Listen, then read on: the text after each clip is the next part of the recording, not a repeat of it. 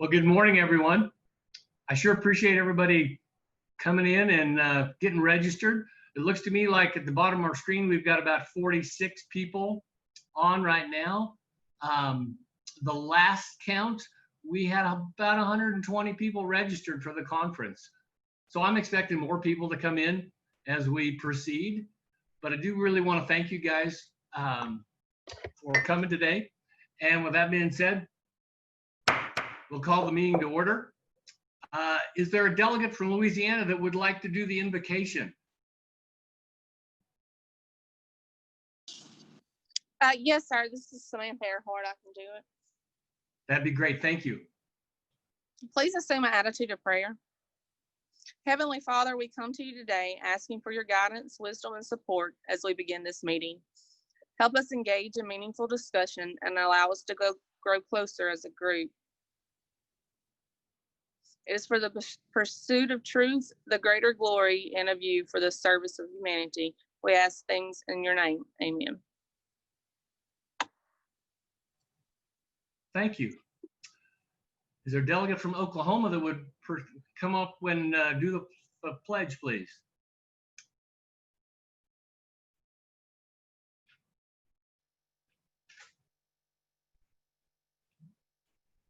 Somebody from Oklahoma. If there's nobody from Oklahoma that would do it, is there anybody else that might want to do the pledge? I'll do that. Oh, you got it. Okay, go ahead. I pledge allegiance to the flag of the United States of America and to the republic for which it stands, one nation, under God, indivisible, with liberty and justice for all. Thank you. As I said earlier, I welcome all of you guys, and I know everybody's probably zoomed out after all the classwork and things that they've been doing and meetings that they've been doing, but I do appreciate the fact you took your time today to come to be the meeting for Region 2. With that being said, if you look at our agenda, it talks about a welcome and family highlights. And when Cameron and I were helping design this, because we want to make sure we maintain the tradition of our conference of over a 3-day period and bringing in some family time. So what I'd ask you to think about doing right now, and you can share via the chat, or if you can get in and just unmute and talk a little bit, that'd be great too. But maybe your favorite COVID story. For instance, maybe a habit that you started during the quarantine, or maybe a habit that you broke during the quarantine. Any ideas?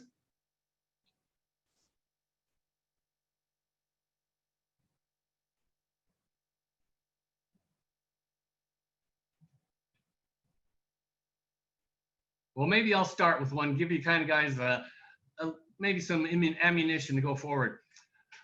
Since I've been in front of the computer a lot during the quarantine, I started snacking almost constantly. I don't know if anybody else has fallen into that category or not. But that's probably a habit I started that I need to break.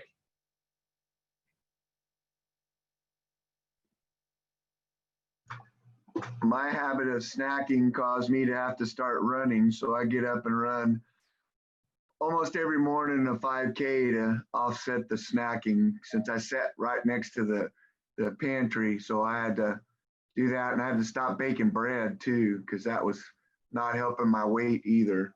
So I totally understand. Anybody else? I'd like to share.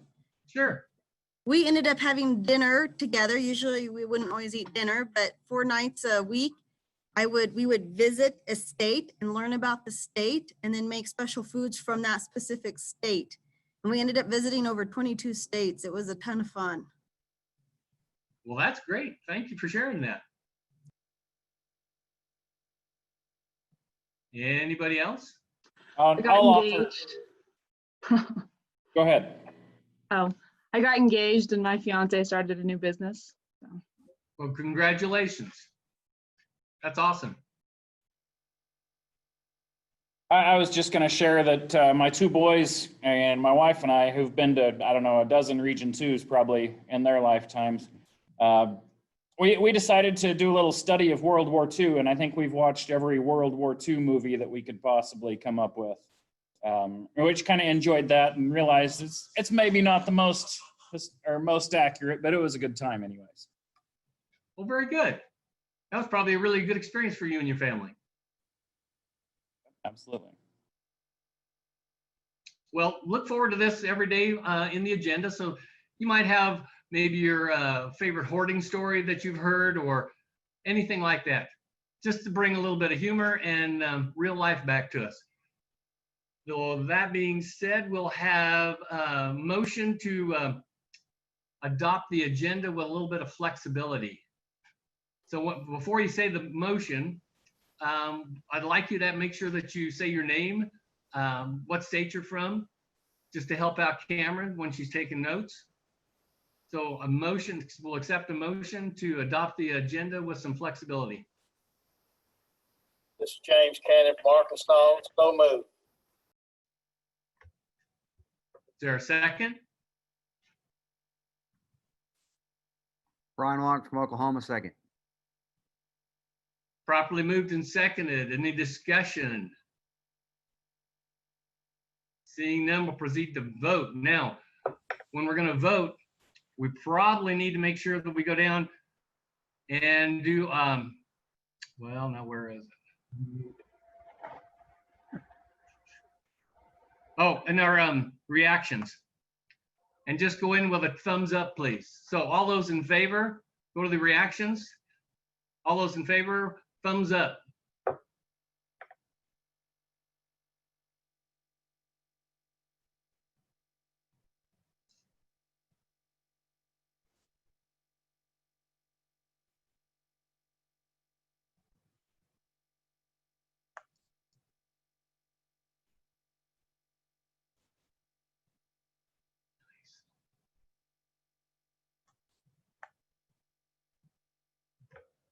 Those opposed, same sign.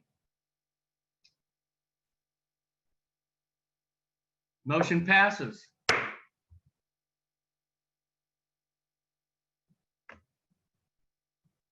Next item of business is the adoption of the minutes of the Region 2 meeting.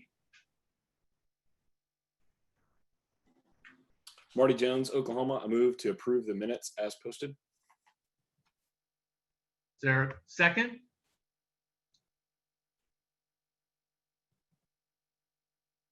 Needing a second. Carolyn Pagay from Oklahoma, second. Properly moved and second to accept. All those in favor, thumbs up, please.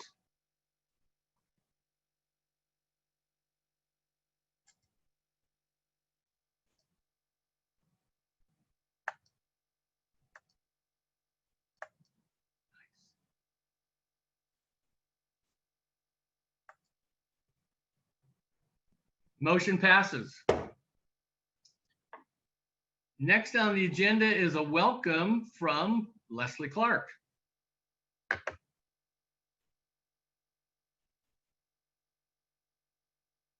Leslie still on? Can you see me? Can you hear me? Todd? You're good, Leslie. Thank you. I want to thank each and every one of you for being here with us today. We're pleased to be able to welcome those that were able to join us on our very first Region 2 virtual conference. I know this is something new for all of us. Before we get started, I'd like to express my sincere appreciation for those individuals who generously helped us make this event come together and become a success. Special thanks to Todd Thomas, our amazing Region 2 president, and the superb Region 2 secretary, Cameron Dowell. In addition, a special thanks to the NAAE for making this possible with the help of Miss Sarah Warren. To start my welcome, I'd like to start with a short story. It's called The Obstacle in Our Path. In ancient times, a king had a boulder placed on a roadway. He then hid himself and watched to see if anyone would move the boulder out of the way. Some of the king's wealthiest merchants and couriers came by and simply walked around it. Many people loudly blamed the king for not keeping the roads clear, but none of them did anything about getting the stones out of the way. A peasant then came along carrying a load of vegetables. Upon approaching the boulder, the peasant laid down his burden and tried to push the stone out of the road. After much pushing and straining, he finally was able to move it. After the peasant went back to pick up his vegetables, he noticed a purse lying in the road where the boulder had been. The purse contained many gold coins and a note from the king explaining that the gold was for the person who removed the boulder from the roadway. The moral of the story was every obstacle we come across in life gives us an opportunity to improve our circumstances. And whilst the lazy complain, the others are greatly creating opportunities through kind hearts, generosity, and willingness to get things done. I'm in no way trying to preach to you or try to be a politician today, but I wanted to continue each of you that were able to attend the Region 2 virtual conference to continue to get those things done. Our school, students, and country have entered some very uncertain times these past few months, and with no doubt will continue to face challenges ahead of us as we hopefully will have our county fairs physically start school in the fall, and with fingers crossed and prayers to send above, be able to have a somewhat normal school year next year. New Mexico is looking forward to seeing each of you in person this week in Ruidoso. I have no doubt that in the future we can still arrange educational and fun tours, good old New Mexico food, and some cool temperatures of the tall pines.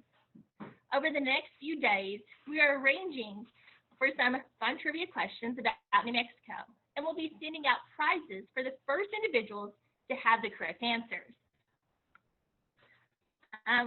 Well, I don't want to take too much of our time, but I need to, tell y'all thank y'all, and thank you for listening, and I would like to welcome Teresa Naylor for the NAAE. Thanks, guys. Thank you. And without further ado, Teresa Naylor. Thanks, Todd. And thanks, Leslie. I am also equally excited to be here in a virtual setting, but I was really looking forward to a road trip to New Mexico. So sorry that didn't get to happen. Hopefully we'll be able to catch you guys next year in Region 2 and come celebrate all of your accomplishments. What a ride it's been in the last few months here. But congratulations, you've made it. And we've come through one of the most challenging school years in the history of any of our careers, and hopefully the most challenging that any of us will see in the years to come.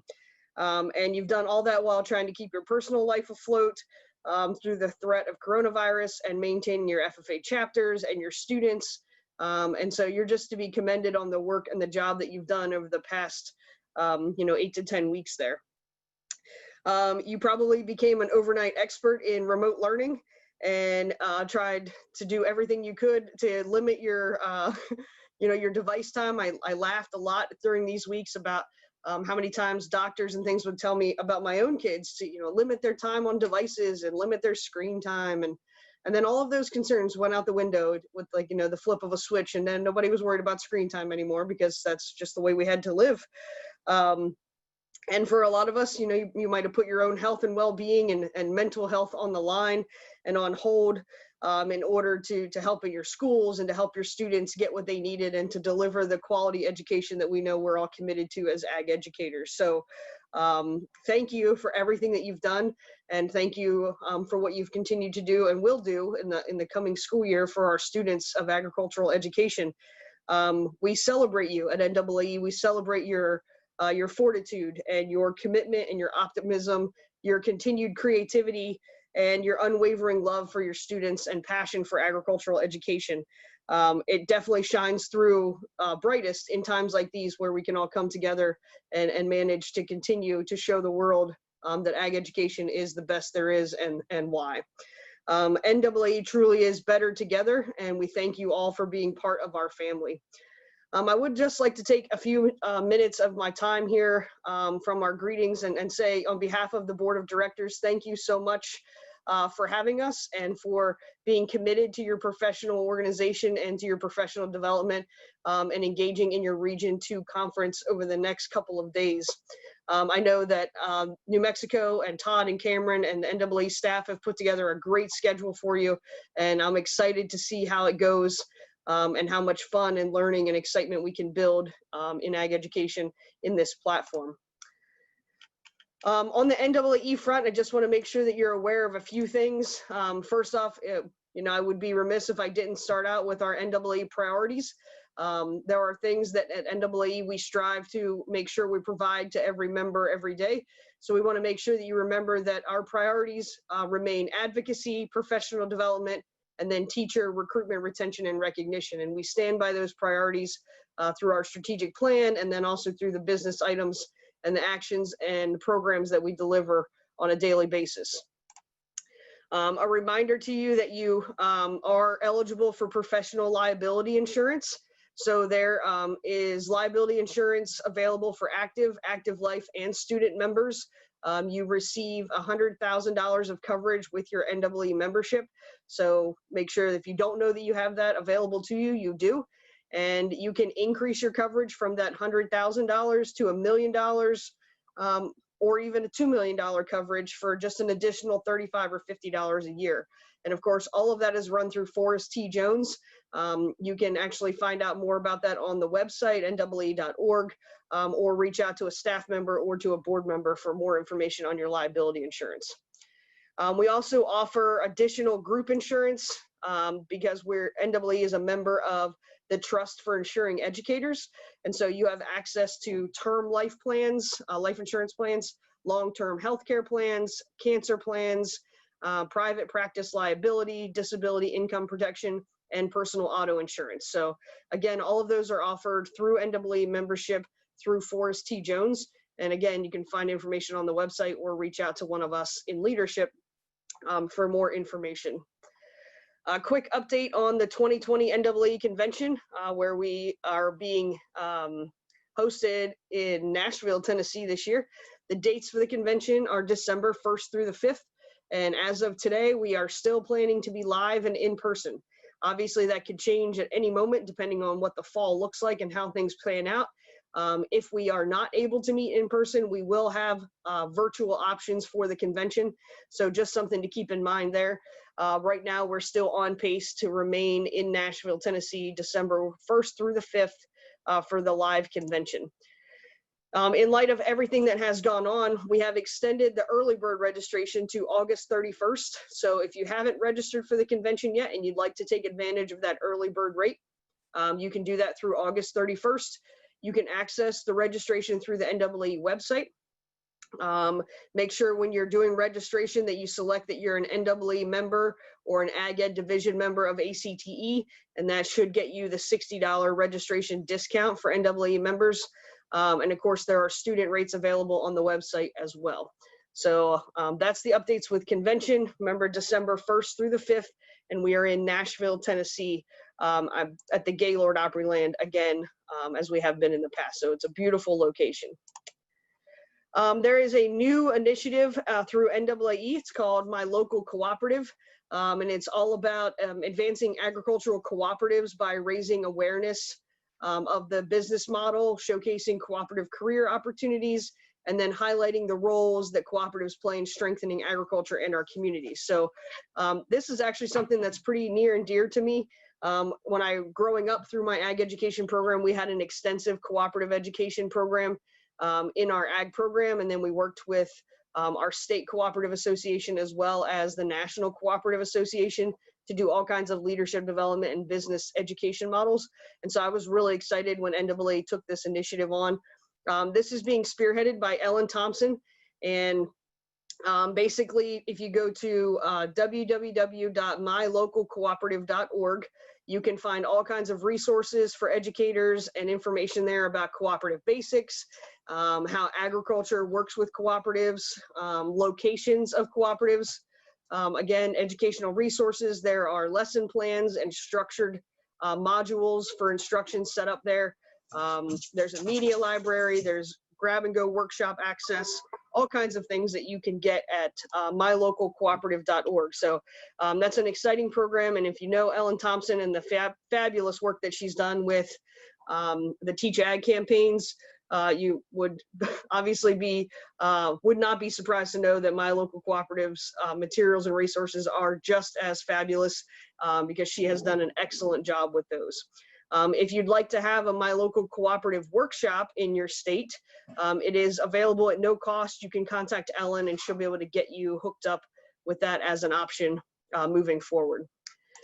Two other big programs I want to draw your attention to, just as a reminder, is NAAE's Accelerate program. It is held at the NAAE convention every year, and then the cohort continues to work together throughout the year. It's designed for teachers in their 7th to 15th year of teaching, and is designed to increase career satisfaction and focus on that retention and preventing burnout. If you are interested yourself, or you know individuals in your states that would be interested, again, 7th to 15th year of teaching, applications are due September 15th, and you can find all of that information on NAAE.org.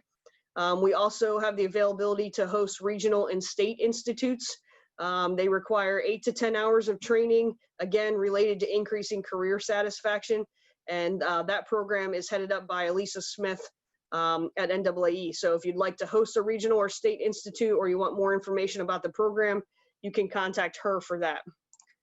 The other program also headed up by Elisa is the National Agri-Science Teacher Ambassador Academy, the NAAE.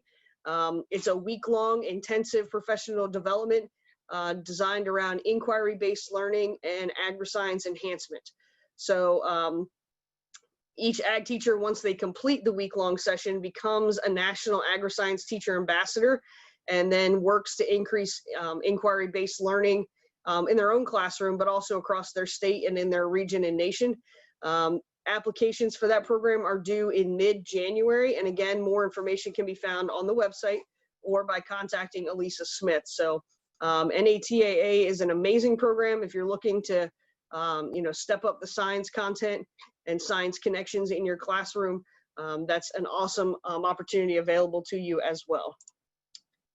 I talked a little bit about Ellen Thompson and the National Teach Ag campaign. So she did wanted to provide some updates for you. The teacher retention rate for current agriculture teachers in the nation is at the highest rate it's been at in over a decade. We're at 97% of our teachers are being retained every year. In our new graduates, we always have some of those students that graduate with degrees in ag education, but then opt for other career paths. But right now, we're at the highest level of those that are actually entering the profession, as the highest we've been in 20 years. So 77% of all college students graduating with a degree in ag education are actually entering the profession to teach agriculture. We've seen an increase in those enrolling in the majors to teach agriculture education, as well as other education. Just as other education degrees are seeing a decrease, becoming a teacher's not been real popular lately nationwide, but becoming an ag teacher is growing, and so we're seeing an increase even though the rest of the content areas are decreasing in enrollment. And then just as we continue to focus on this idea of inclusion, diversity, and equity, we want to make sure that we're tracking and keeping pace a little bit with what we're doing and what the profession is looking like. And new graduates coming out today from colleges are 74% female and 87% Caucasian. So that's where we're at in the Teach Ag campaign.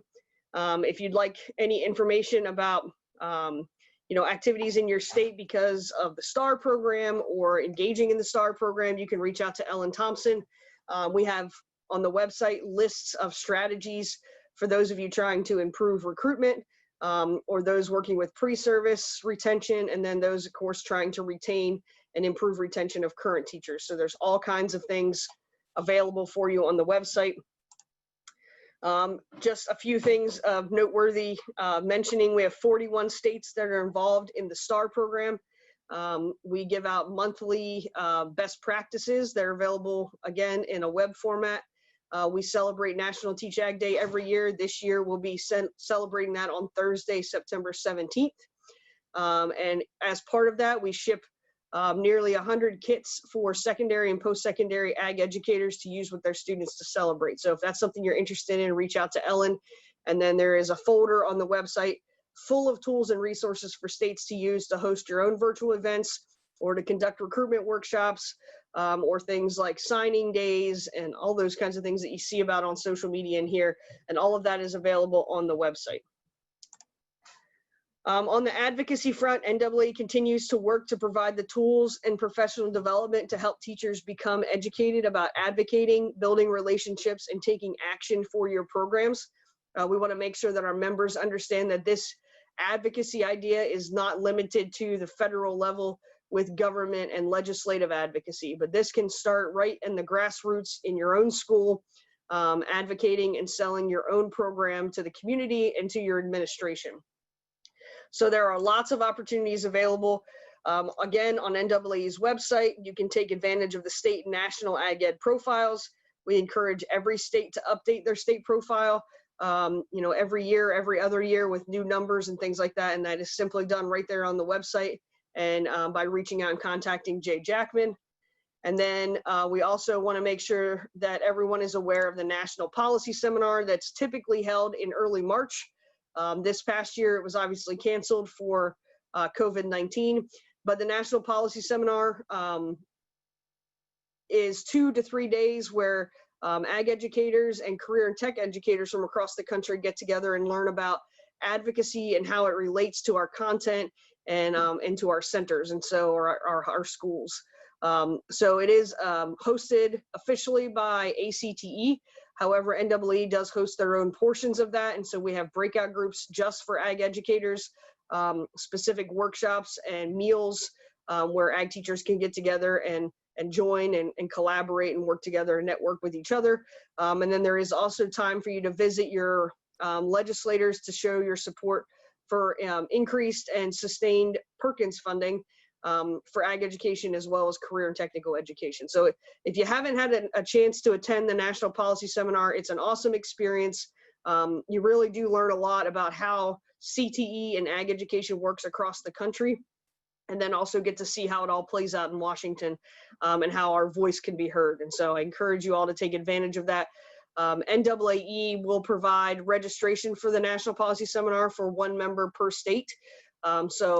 A lot of states then match that so that they can send 2 or 3 people. And so that's always an option and an opportunity for you as well. We encourage you to take every opportunity that you can to stay informed. We have electronic newsletters, news and views, the Teach Ag Times, the new teacher news, all available. We obviously support the US Ag Ed listserv. We are very active on social media, both at Twitter and Facebook. We send lots of targeted emails to members and to state leaders. And of course, everything can be found on our website, NAAE.org. And when all else fails, don't forget to just reach out to your leadership. And so you guys are in an extremely good place with your leadership in Region 2 with Todd and Cameron advocating for everything that Region 2 needs. And they're always available by email or by phone. And of course, you're always free to reach out to myself or to your president, Parker Bain, and all of the wonderful staff that we have at NAAE is at your beck and call as well. So with all of that, I will gladly answer any questions that you have. Otherwise, I'm going to turn it back over to Todd and Cameron and Leslie and let you guys run through the agenda. It's great to be with you. Thank you. Thank you. We appreciate everything. And if you're like me, maybe after Sharisa leaves the meeting, you come up with a question. We'll make sure we put it down in the chat, and then we'll find out an answer for you. Yeah, I'm going to hang out as long as I can. I have to run some kids to a doctor's appointment. My middle daughter, I have 3 girls, but my middle one decided she would excite our summer by breaking her arm. And so we've been doing lots of visits back and forth trying to get that all taken care of. So she has a follow-up today, so I will have to jet for that. But when I'm available, I will jump back on in the next couple of days and join you for everything that I can. So perfect. Thanks a lot. You bet. Thank you.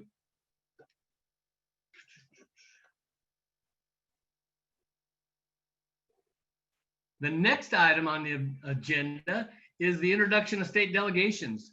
So we're going to go through just the same way the agenda is. We'll start off with Arkansas. And if we could have either Clayton or a representative introduce himself and the other people from Arkansas. Well, this is James Cannon. Some of you know who I am. I've been around a long time.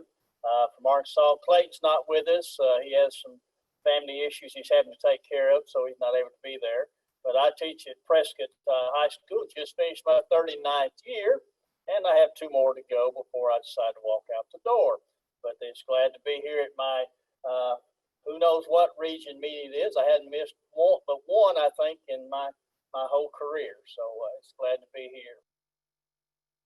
I'll let the rest of them introduce who they are. I'm not sure who even got on. Representatives from Arkansas. Well, I'm Cheryl Myers. I'm from Kingston, Arkansas. This is I'm going into my 11th year of teaching. This is my first meeting. So this was real exciting I was also talking with Sandy and she's on too, and she can introduce herself. But we were both kind of excited because this is our first opportunities to be at one of the regional meetings and to see what it's all about. Well, thank you. We're glad you're here.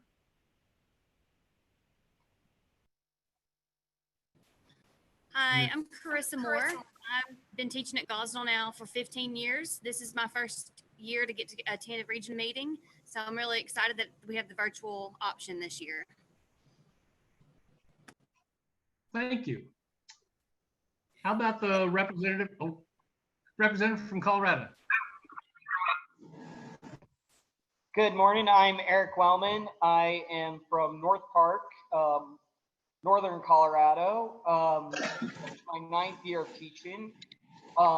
With us here also from Colorado is Rocky Ernst from Wiggins, Colorado, and Sarah Barnett, Robinson, right?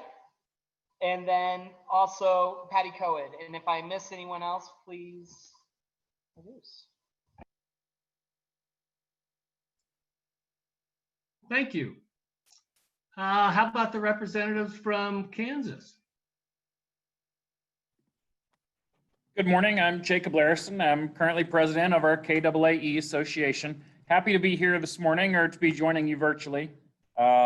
We have a handful of folks joining us from the state of Kansas this morning. One of those is Dr. Gaya Hawk from Kansas State University. Drew Obermeyer from Valley Heights up in the northeastern part of the state is with us as well. And Laura Miller from Junction City, they're just outside of Manhattan, they're the Manhattan area, is with us as well. I think that is all, but I'll pause here for a second. If there's anybody else from Kansas that I missed, I'll give you a second to introduce yourself.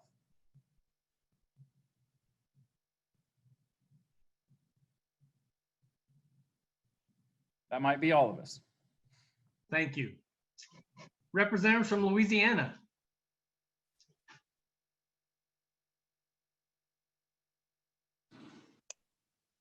Sorry, it took me a minute to get unmuted. I'm Samantha Earhart. I'm our LATA president this year.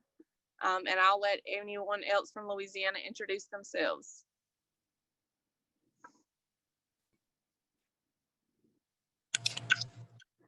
Hello, Alyssa Stelly here. I am going into my 7th year teaching. I am in the southern part of the state at Church Point High School.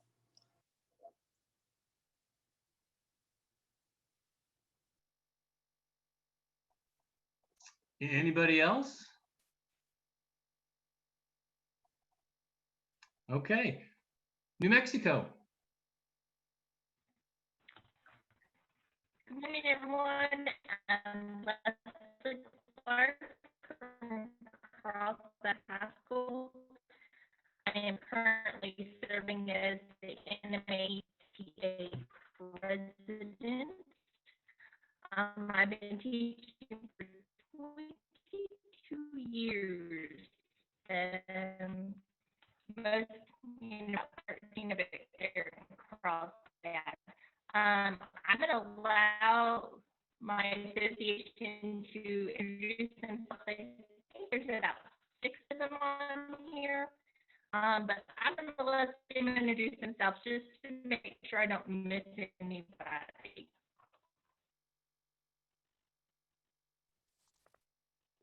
Hi, I'm Cassie Goff, and I teach in Centennial High School in Las Cruces, New Mexico. I just finished my 5th year, and this is my first regional meeting, so I'm glad it was virtual, so I was able to go. Maybe. I have Clay that's on here. I have Russell Walter, I think, was on here. Vicky Lake was on here. Cassie Goff.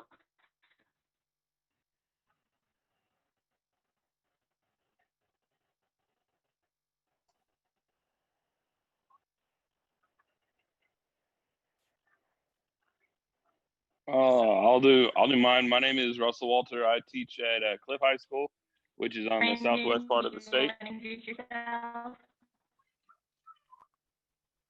I think Leslie might have some internet issues. Your audio is kind of screw up.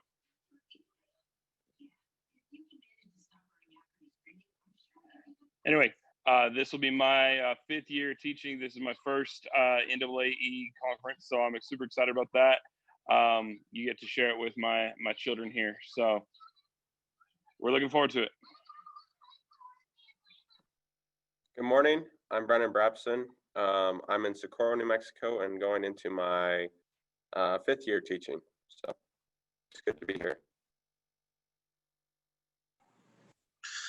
Good morning. I'm Clay Lightfoot. I'm at Logan High School, which is on the east side of the state, and I just finished my 21st year of teaching. My name is Miss Vicki Lake, and I teach at Shiprock High School, which is an all Native American school. And I'm going into my 17th year. And this is my 2nd or 3rd conference.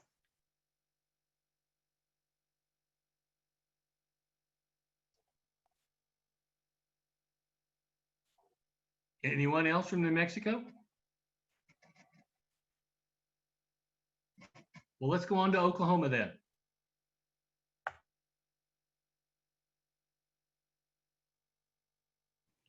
This is Bruce Farquhar. I'm in my 39th year at Altus. That's located in the southwest corner of Oklahoma.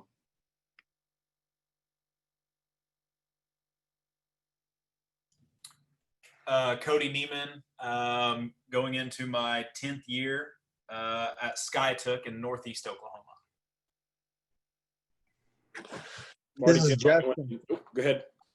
This is Justin Cleaver. I teach at Thomas, which is in Western Oklahoma, and I've taught about 34 years.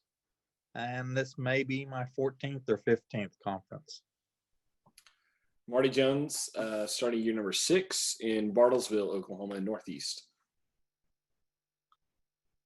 Jonathan Walden, Allen Public School in Southeast Oklahoma. This is going to be starting number 14, and this will be my 3rd conference.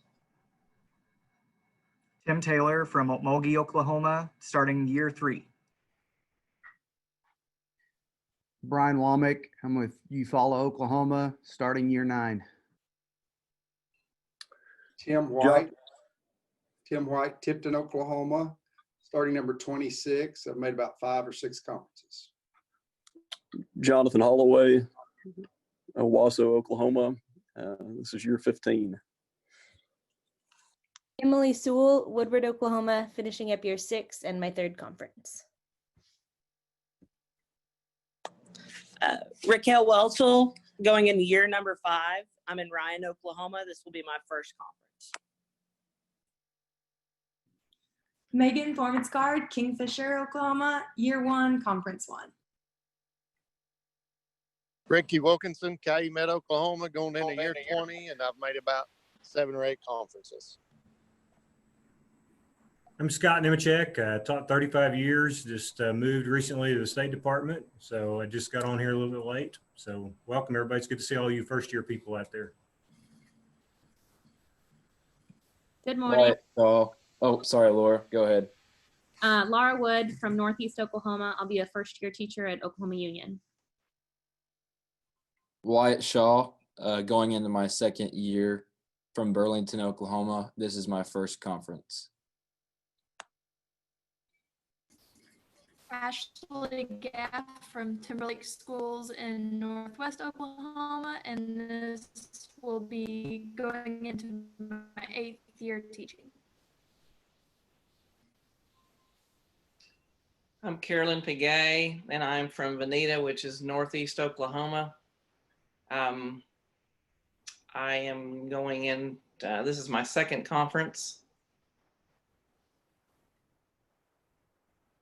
Amanda. Colt Schrader. Oh, Go ahead. go ahead. Colt Schrader. I just graduated in December from Oklahoma State, took over a job in January, and this is my first conference.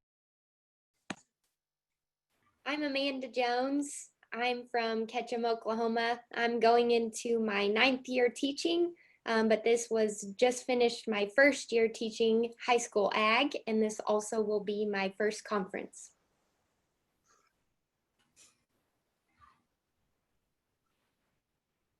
Heather Bonds, Mangum, Oklahoma. It's the southwest corner. I'll be going to my 3rd year teaching, and this is my second conference.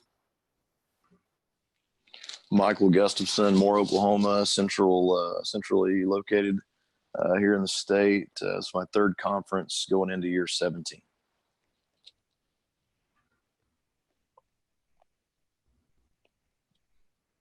Cameron Dale, finishing up year 7, and I'm moving to Bartlesville, Oklahoma.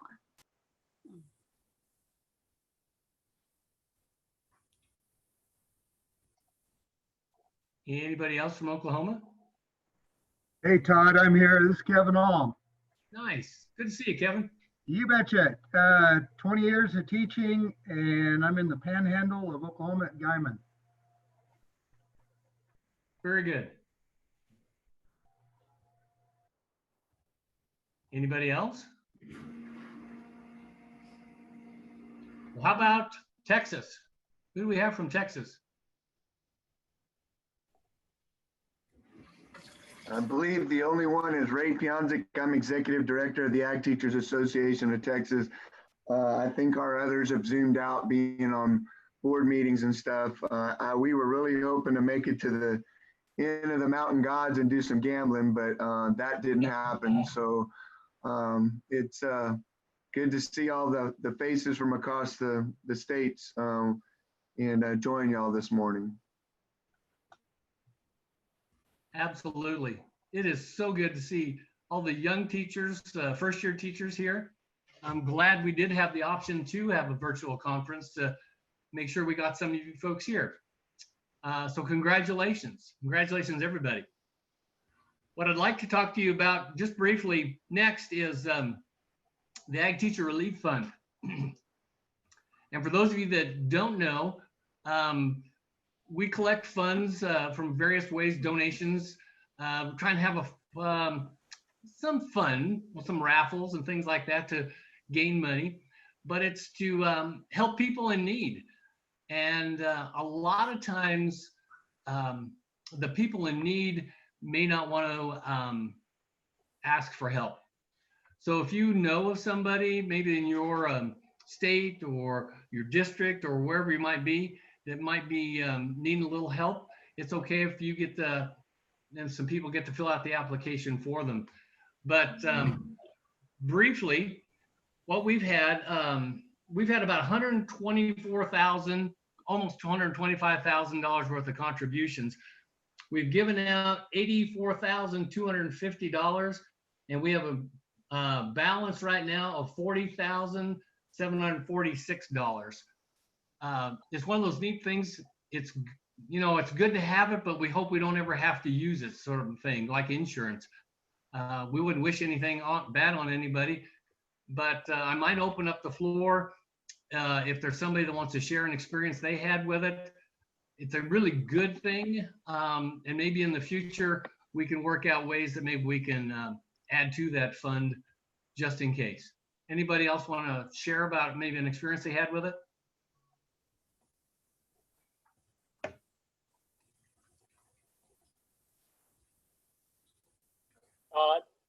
This is James Cannon. Can you hear me? Yes, sir. Okay. I've had 2 experiences with the fund, Coach Ed Relief Fund. 2 years ago, and on August 2nd, 2018, my son was in a serious car accident that put him in the hospital emergency room stuff for 60 days. And so, you know,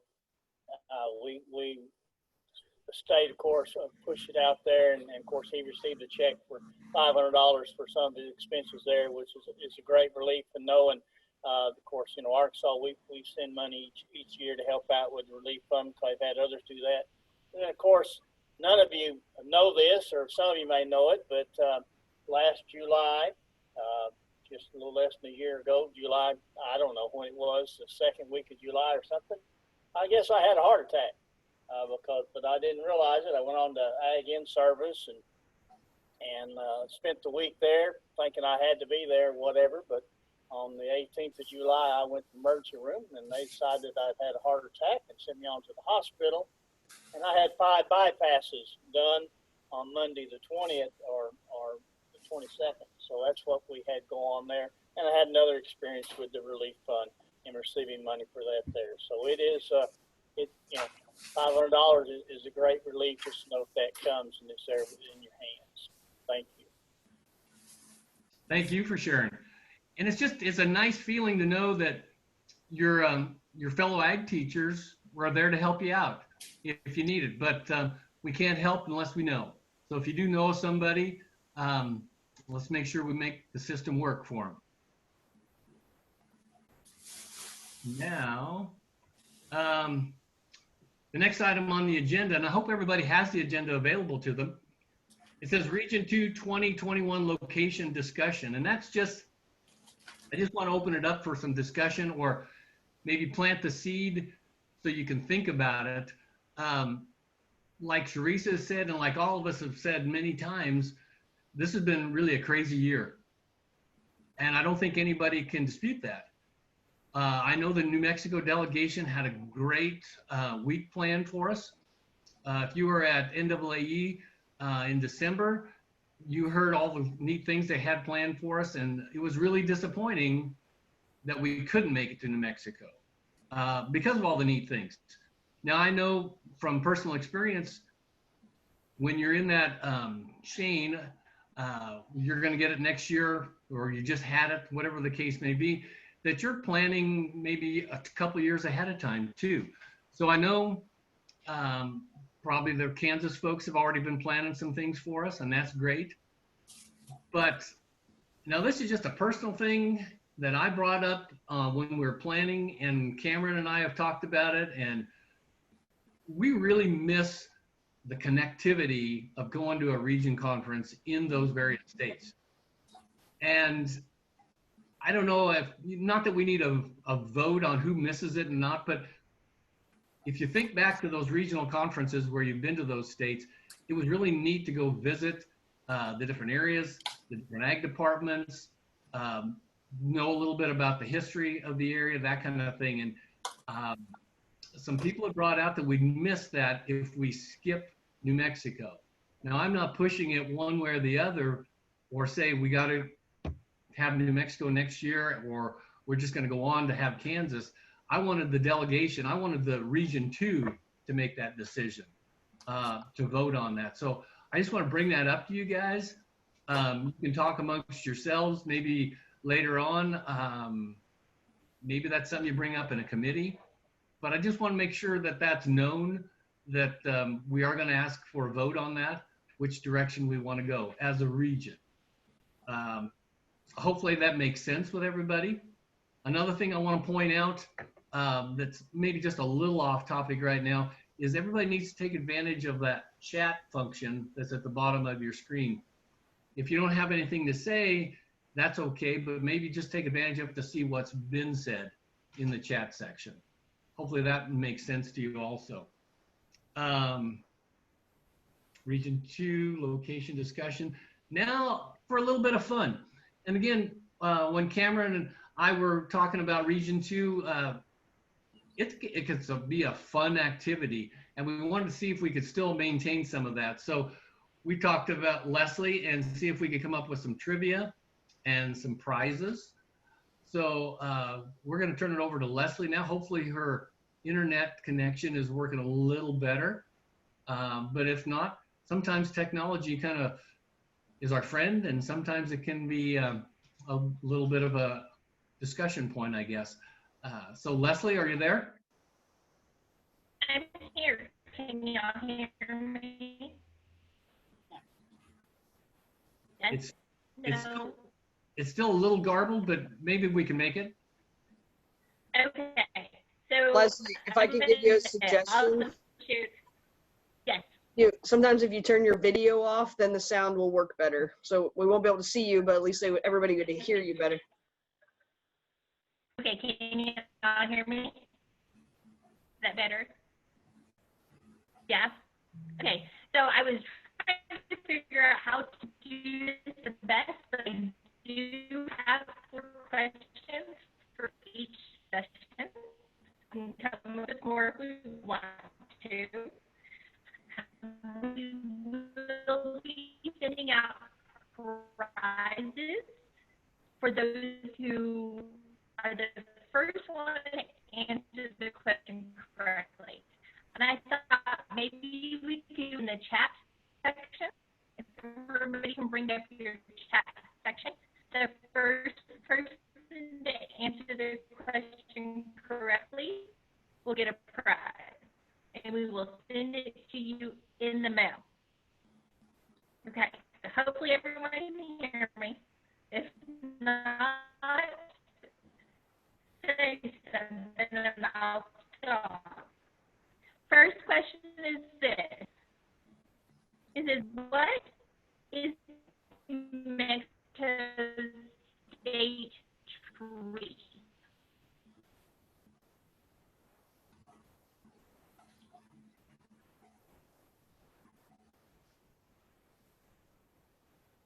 Y'all are more than welcome to look at this on your phones as we're doing it. But yeah, what is New Mexico's state tree? Yes. So I had it. It is the Pinon Pine. So good job. And so Patty, I will put you down, and I will get with you later to get an address.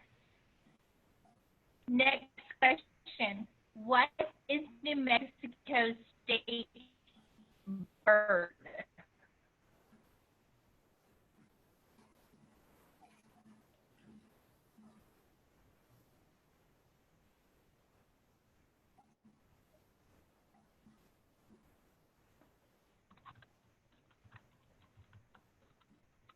Yes.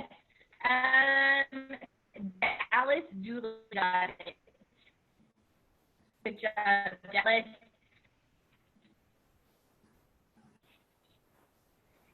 And I will start typing the next question in the little box. So it's in the chat question. Question number 3. What is New Mexico's state gem?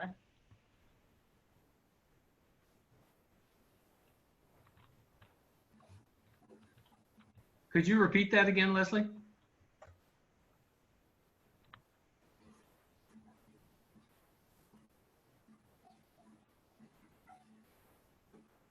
Yes. Miss Adcock got it. And I'm actually wearing it now. It's turquoise. What is New Mexico's state gem? And Patty Cohen was the first one to type it in. Last question. Sorry, trying to do too many things at once. What is New Mexico's state question?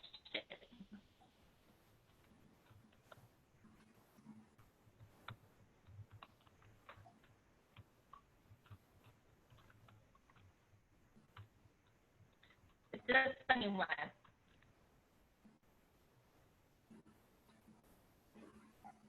No, Matt, who are you? Yes, Eric.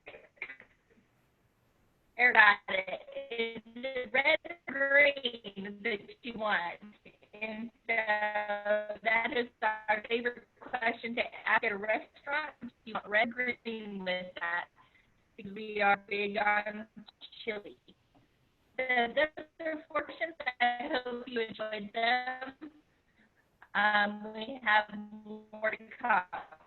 So thank y'all, and I apologize for cutting out.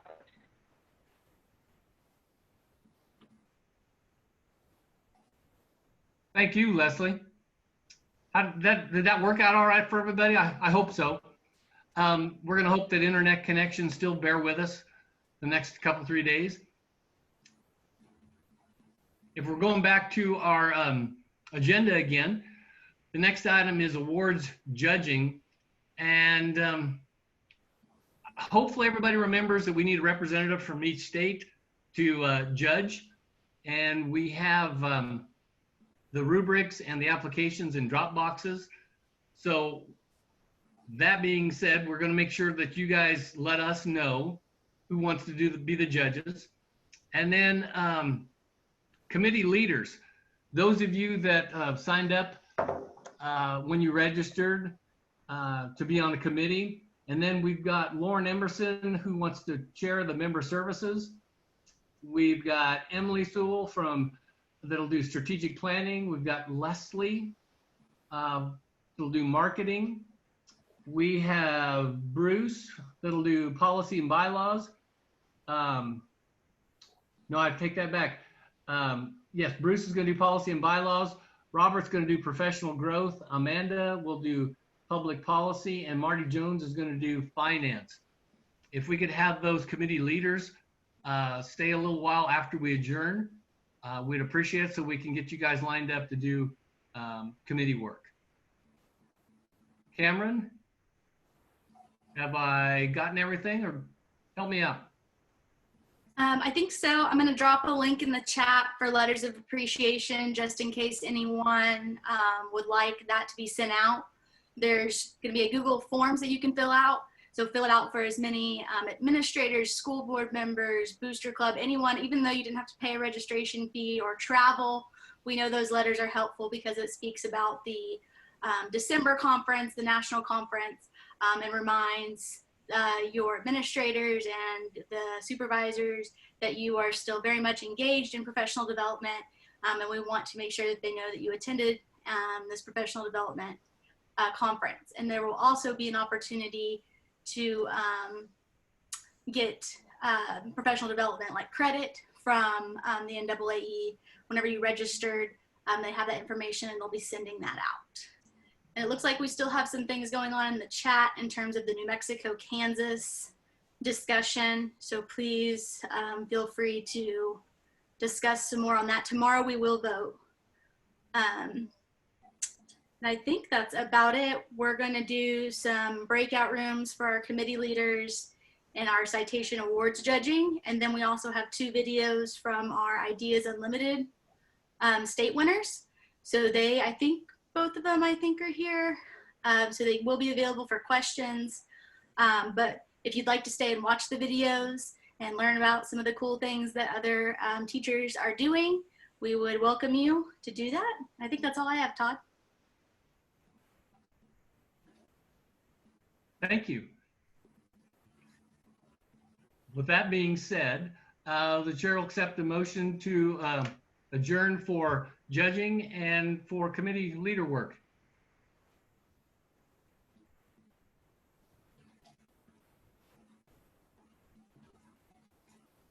Anybody with a motion to Brian adjourn? Womack from Eufaula, so moved. Second. Patty Coed, Colorado, second. Thank you. All those any discussion? All those in favor with a thumbs up, please.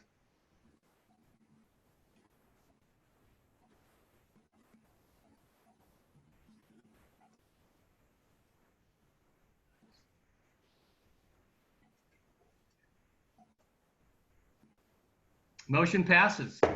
We'll adjourn, but just remember we need representatives from each state to do judging, and we need those committee leaders to stay online.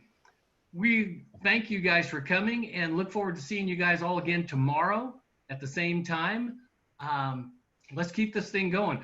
Like I said, we have 120 people registered, and it would be nice to see everybody's smiling face tomorrow morning at 9 o'clock. Thank you.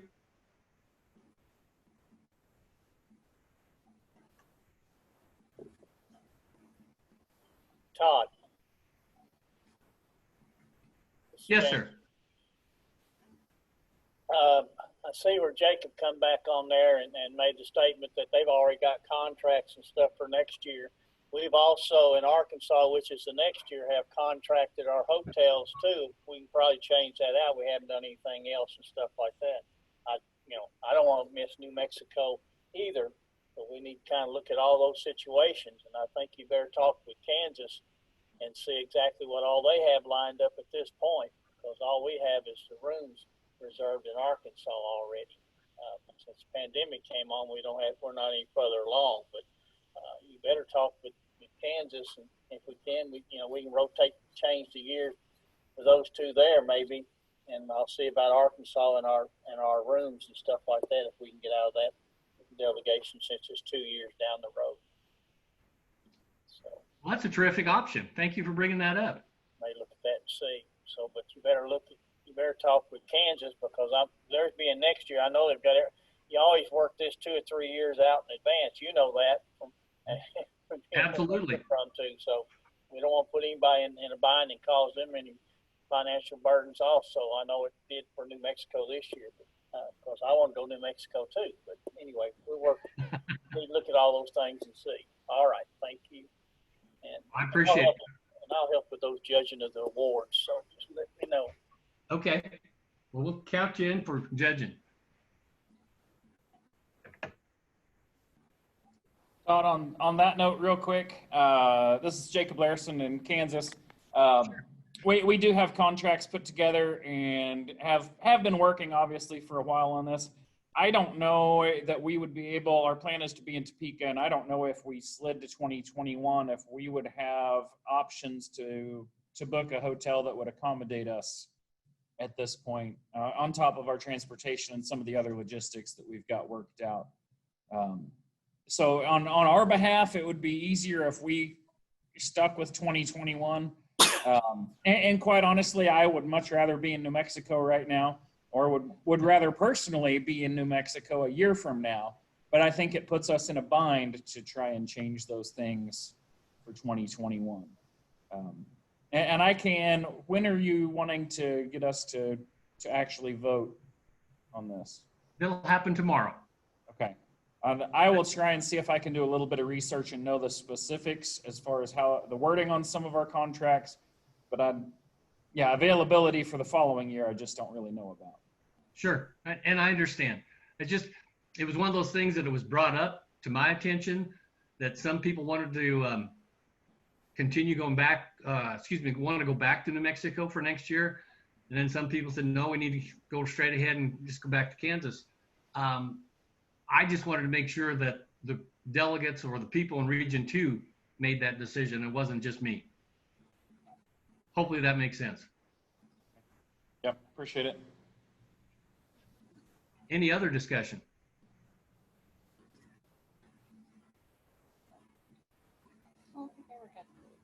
Okay. Well, I'm going to yield the floor over to Cameron to help decide where we can break out some committees. Okay, so I just talked with Sarah. I have a couple people that have privately messaged me that they are their judge for their state. Remember, we're going to do all of our VIP citations or citation awards for lifetime achievement, outstanding service, and outstanding cooperation. Those will all be in a breakout room, and we'll send you a link to the Dropbox that has all the applications so that you all can discuss and come up with the winners. And then Ideas Unlimited will play the videos in this main room. And then the judges, after we played the 2 videos and answered questions, the judges for Ideas Unlimited, one from each state, will be put into a breakout room so that they can discuss and choose their winner. And then the committee leaders are going to be put into a breakout room to discuss tomorrow. Just make sure that we have everyone on the same page. So right now, I have Tim White from Oklahoma, and I have Laura Miller from Kansas, and I believe Samantha from Louisiana for the VIP or for the citation awards. Are there any other volunteers that I've missed or that had already talked to Todd? Ray for Texas. James Cannon, Arkansas. Okay. I've got Eric Wellman for Colorado.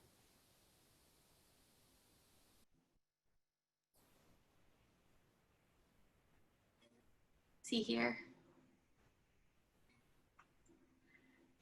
So in just a minute, Sarah's gonna put you into the breakout room, and we'll share with you the Dropbox link to be able to look at those. And if you have a question, just send someone back into the main room to get one of our attentions, and we will get any questions that y'all have. Whenever you pick the winners, please let Todd know who you picked for each of the 3 winners. Sarah, you good? You can add me, Brandon Brabson from New Mexico, to that committee also. Perfect.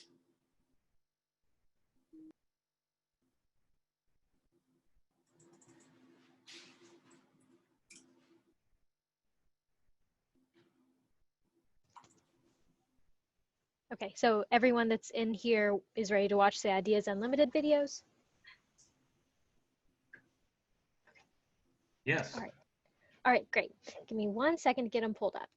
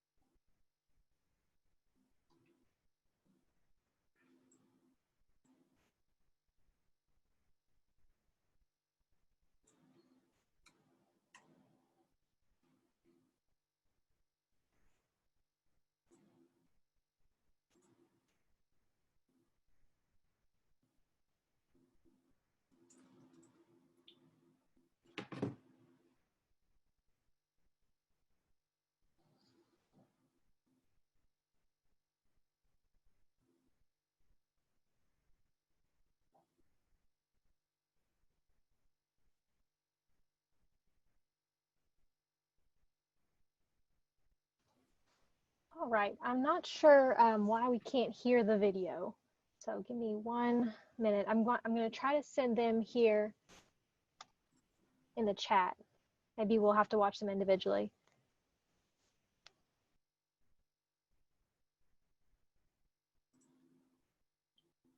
You might have to share your external sound.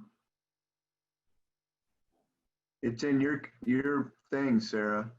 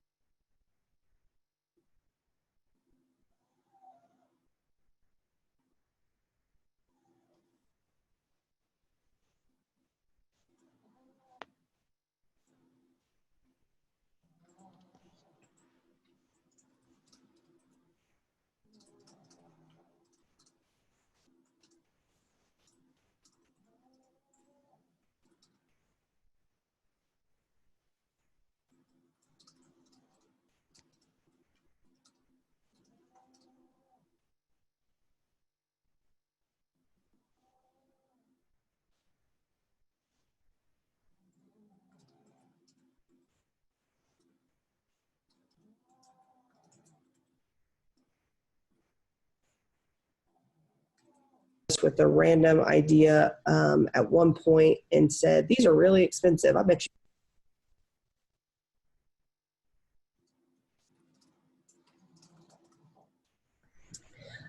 Hi, my name is Katie Smith, and I am representing Oologah FFA and the state of Oklahoma for the Ideas Unlimited Award. I'm going to share my screen with you guys real quick so that way you can see my PowerPoint.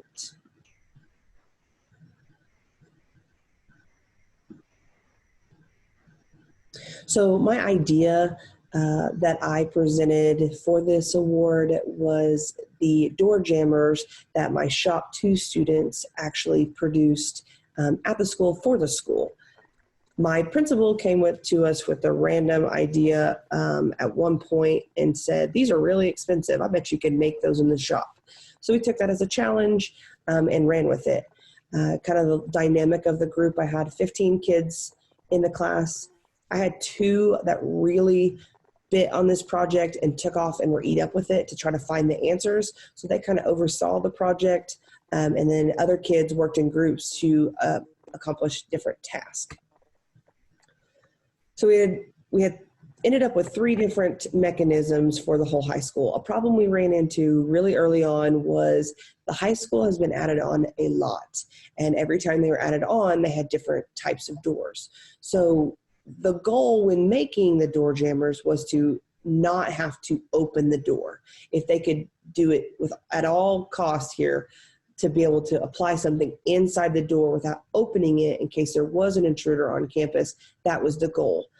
So we had a good chunk of the doors. We were actually in the high school. We were able to design 2 different mechanisms to be able to place in the inside of the door, but a few of them we had to do a quick slide under the door frame, which you guys we'll get to see a demonstration video here in just a little bit. But in this first picture, it just kind of shows them, they're in their stations, cutting their pieces, definitely preaching, measure twice, cut once, because material is not cheap for this. And one of the questions I get from people whenever we talk about this is like, who paid for it? Well, in the beginning, whenever we were making the demos, we paid for the materials. And then later on, my administration worked with me to help split the costs. We used some of our state funding money to cover materials and new equipment for the activity, and administration helped pay for some of the other materials. Alongside of them making their own designs to apply to the doors in the high school, they worked with industry professionals to make sure that what they were doing was actually going to be, wasn't going to break. It's not going to break the door. It's not going to break if somebody tries to pull on it. They wanted to make sure that they were welding in the correct spots. So they were able to work with some people. Not only did they learn new stuff, but they actually made new connections that they might actually be able to use after high school. When we started with using basic hand tools, grinders, torches, the plasma cutter, the hand torch. Once we kind of got into it and we honed in on our designs, me and the students decided this is probably the time let's go ahead and try to invest in a plasma cutting table, computerized one. So we were able to work with CERT and get a really nice refurbished table with our state funding money. They actually came in and trained all of my students for 8 hours on the programs that were supposed to be used to design stuff, to make the cut path with, and actual program to cut on the machine. So these programs are actually very applicable to working in some metal fab shops. So that was something that they will be able to add to their resume, that they are trained in these specific programs. So like I said earlier, we did have 3 different door designs. So they worked in stations and they kind of had a team. So this team worked on one design, this team worked on another design, and it worked out really good. We also had a team that was like the finisher team who ground the mechanisms and painted them. They also labeled them and got them delivered to the correct classroom for them to be able to work on that specific door. We talked about it a lot and we all understood how they worked and everything, but if someone was to just randomly, like a sub, be in the classroom, they may or may not know what the heck it was or how you use it. So the students were given the challenge to come up with like a how-to video. They videoed it themselves and they put it together themselves. Only part that I did was I emailed it out to the faculty. So this picture just kind of shows them one of their outtakes of trying to put together that video. Before we sent the video out, they actually met with the high school staff during a staff meeting. They showed them the door mechanisms. They explained how they worked in person. And then that's whenever they introduced the YouTube video.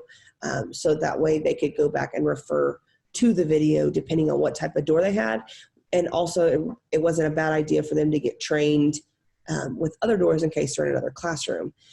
I know that it started out as a shop project, but I really truly believe that these students learned so much from it when it comes to communication skills and being able to I know that they came up with the idea, but being able to explain that idea to somebody, it's a game changer in the real world.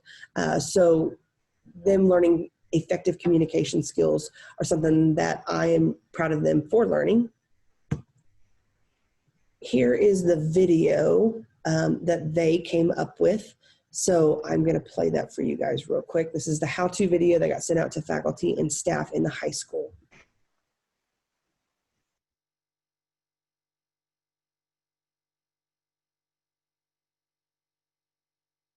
This one's for the doors that have the hinges on the top like this. You're just going to simply make sure the door is shut and you're going to slide it all the way on. This is one with just doorknobs. There's no hinges and there's no push bars inside. Simply going to take this machine or device and you're going to slide it over the door handle and around that lip right there. And it ain't going nowhere. This mechanism is for the bar doors. First, you have to have this preset to your door. Take it out far enough in to where it bypasses this metal edge of the door, slide it over, tighten up the screw.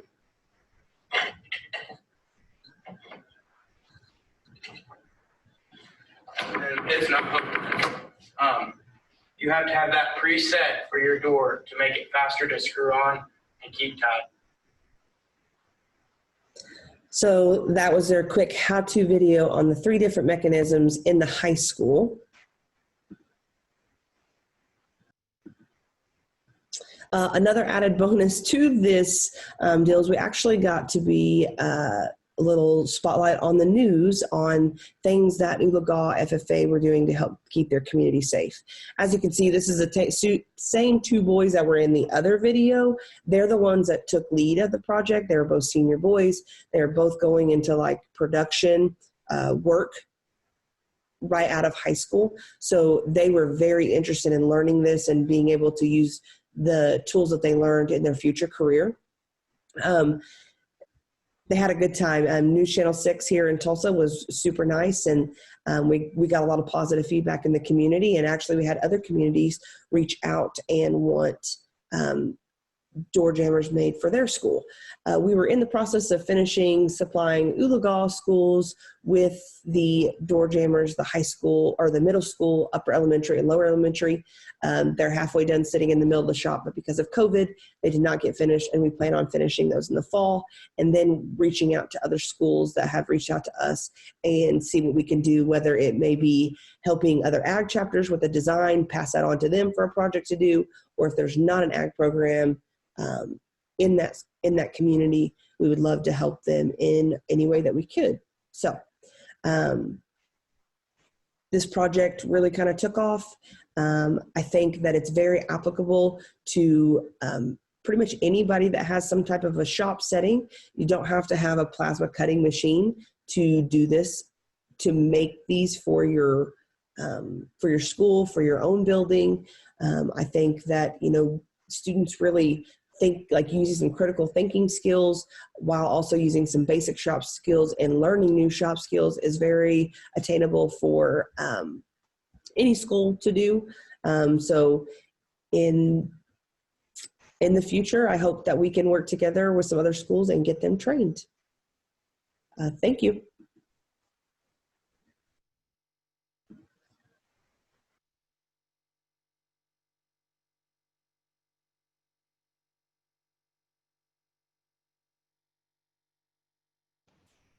Okay, so that was the first one. Now I'm going to pull up the second one here. And hopefully we've got this figured out now.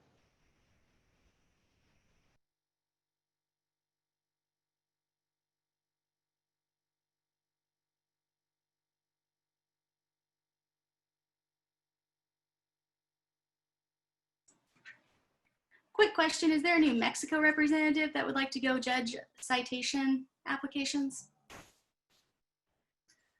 I told Sarah that I would do it. Okay, perfect. I'll put you in there right now.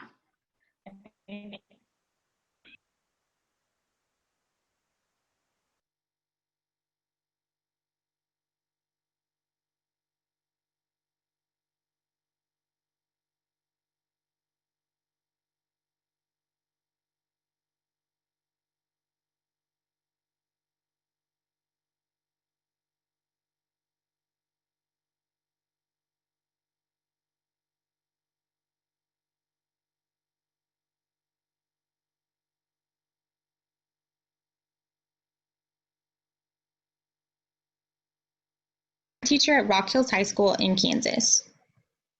Last year in my animal science class, I got towards the end of the school year and realized I was about out of curriculum. We had already covered everything we typically do in that class. So I decided to add a small animal unit where we looked at pets and how to care for them. We looked at the typical pets like dogs, cats, and hamsters. We also looked at ones like amphibians and reptiles. When we got to the bird lesson, I knew I needed something fun and unique and out of the ordinary to teach my students about pet bird breeds. I started digging through the internet looking for a way to teach this. All I found, though, was the typical slideshow presentation or color a picture.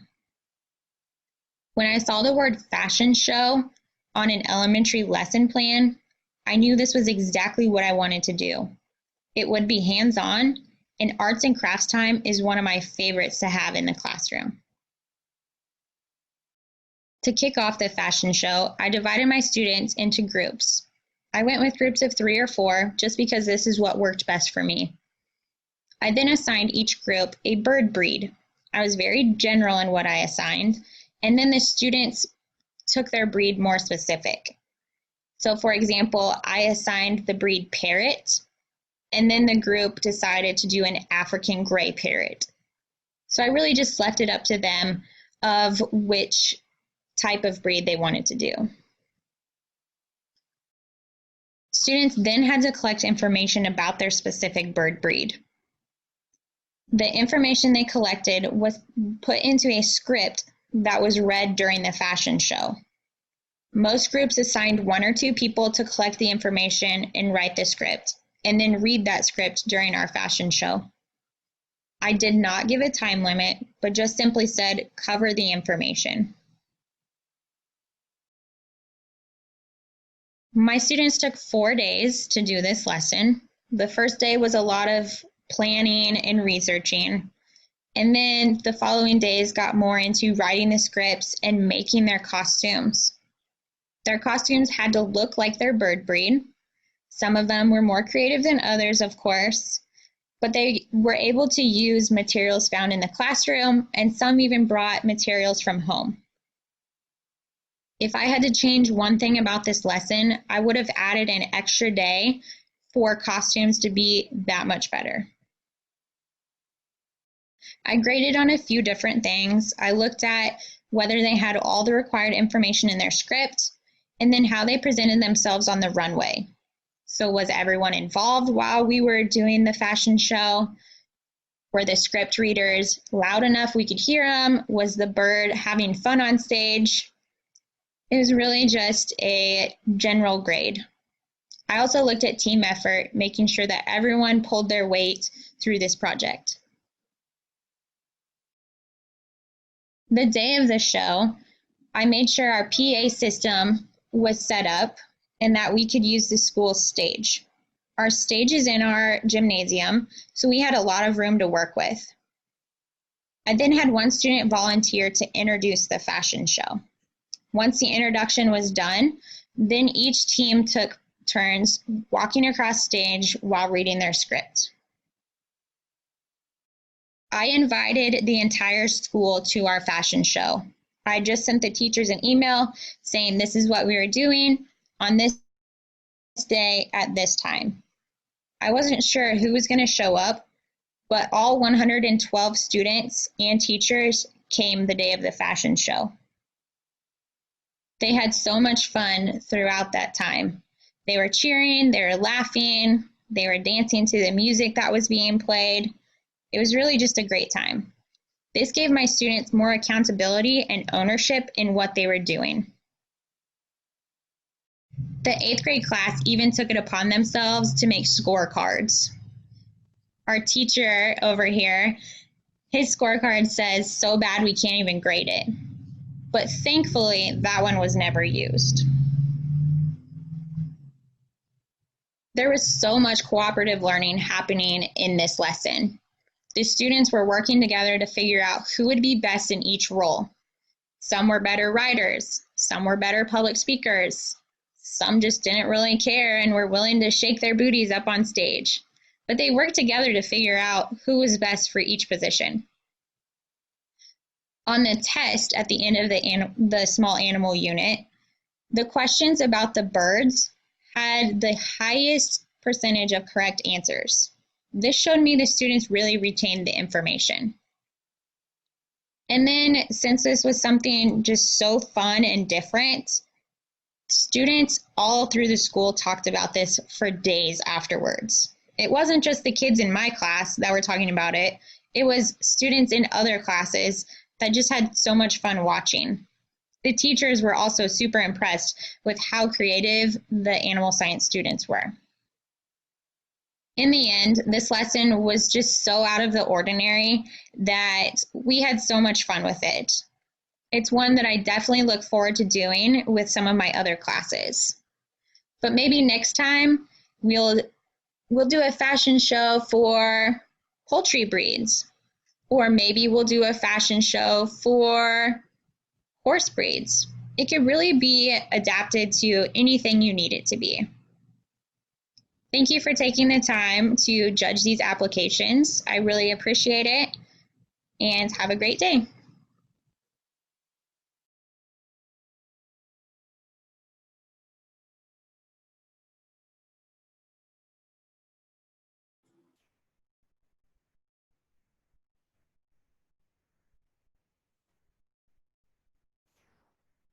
I'm not sure if Erica or Katie are on the call this morning or still on the call.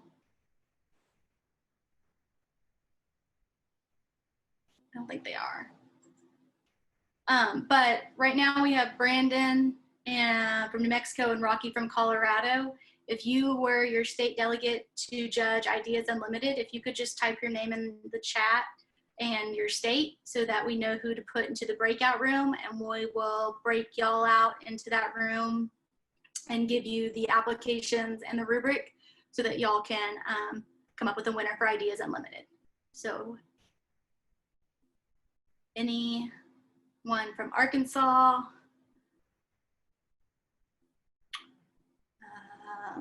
Kansas, Louisiana, Oklahoma. And then I think our Texas person is in citation judging. Jacob, where are you from? What state?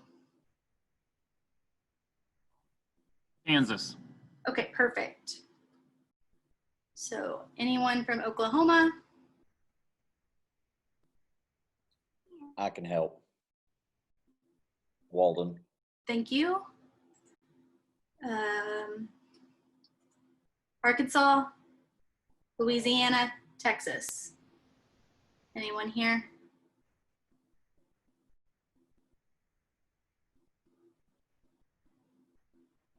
Okay.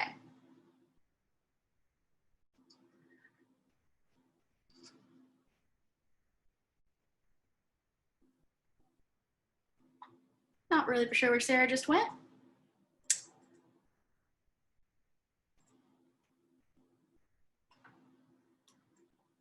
So if you are not judging, thank you for coming. You are free to enjoy the rest of your day. Hopefully we'll see you back tomorrow. If you are judging Ideas Unlimited, if you'll just stay, and I'll drop the link to the applications into the Dropbox since I'm not for sure where everyone else went. And we all can discuss that in this room, the Ideas Unlimited winners. Do you still need somebody from Arkansas? Yes, I do. I'm pretty sure, yes. Cheryl Myers from Arkansas. Perfect. Yep, just stay in here then. We're still looking for someone from Louisiana, I believe. If Louisiana is here. Oh, okay.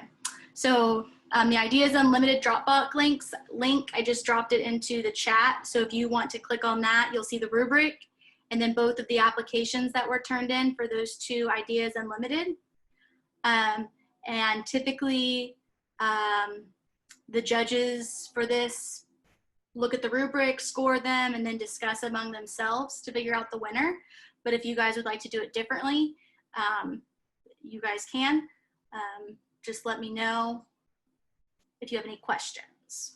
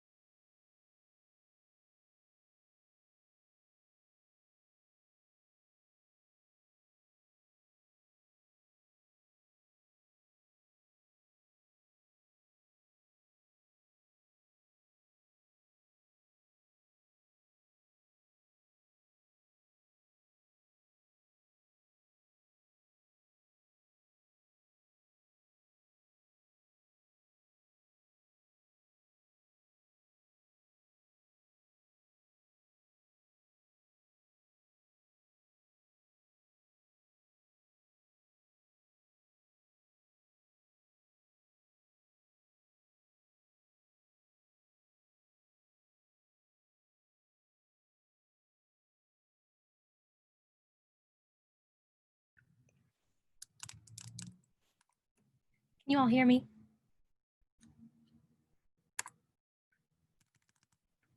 Yes. Yes. Okay. I am on my laptop. My work computer is it's not happy. I don't know what's going on. All right. So what do you all need from me right now?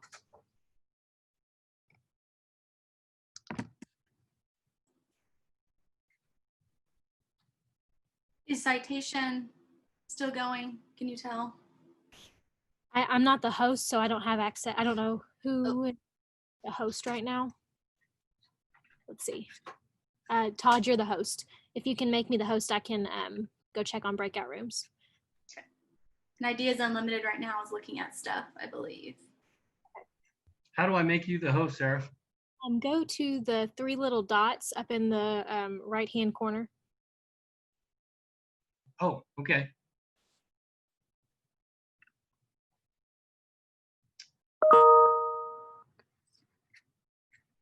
And then, what am I doing? Mute? No? I think if you click on the three dots, you should be able to make me the host.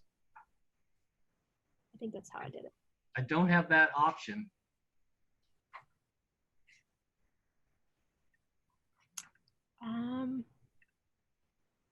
If you're hovering over her picture, the three dots in the right-hand corner of her picture.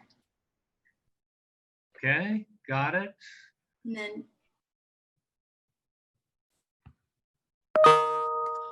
there you go. Perfect. Okay, now we're back in business. Nice. Okay, let me see. So citation awards. And then Cameron, were you needing me to judge Ideas Unlimited for Oklahoma? I mean, I didn't hear you. I mean, am I supposed to go somewhere else or?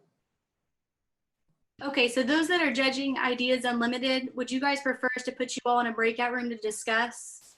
Now that the committee room is open, Sarah, can't we do that? Yes. Okay. Yeah. So I'm Let's looking go ahead at and do that. Yeah, okay. I'm looking at the committee room. So if you should have a pop-up on your screen to join the committee rooms. It looks like there's 3 of you and it says not joined. So if you got that message, you should be able to move to the other room. And I will really quickly make an Ideas Unlimited room. Okay.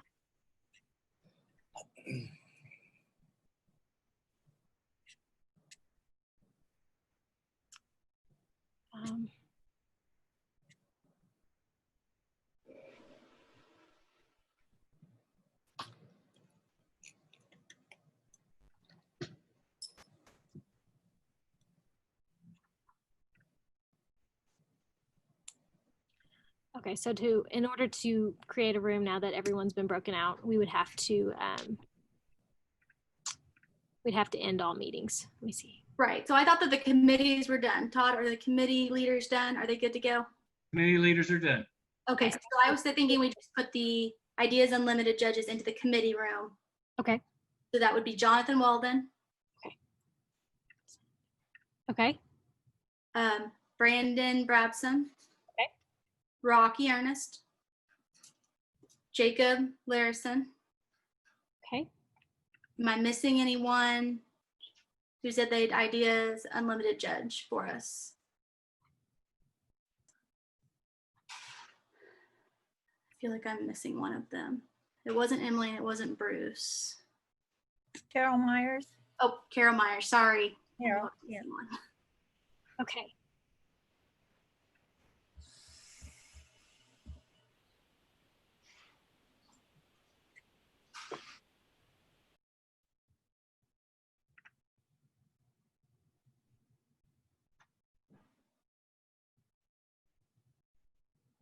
Carol, do you see the pop-up that says to join the room? Oh, there we go. Okay, do one of us, me or Todd, you want one of us to go in there just to make sure that they have the link and they're good to go? Sure. You want to go do it? That'd be great. Okay. Gotcha. Okay.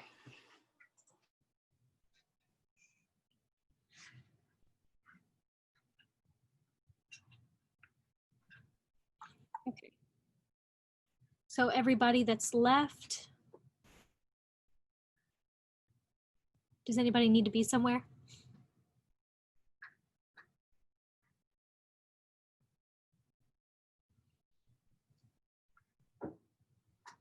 Anybody need to go to a committee room or a judging room? Committee rooms are done, I guess, but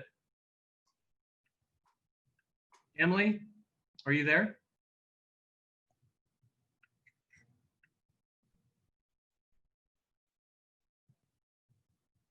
Bruce, are you there?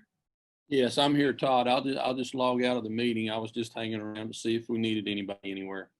Perfect. Thank you, sir. Going great. Going great. Thank you. We appreciate it. You bet. We'll talk to you later. Bye-bye. Uh-huh.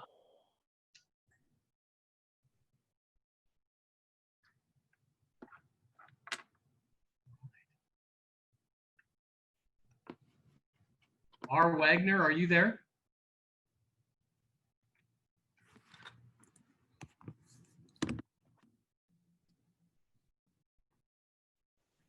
Emily, are you around?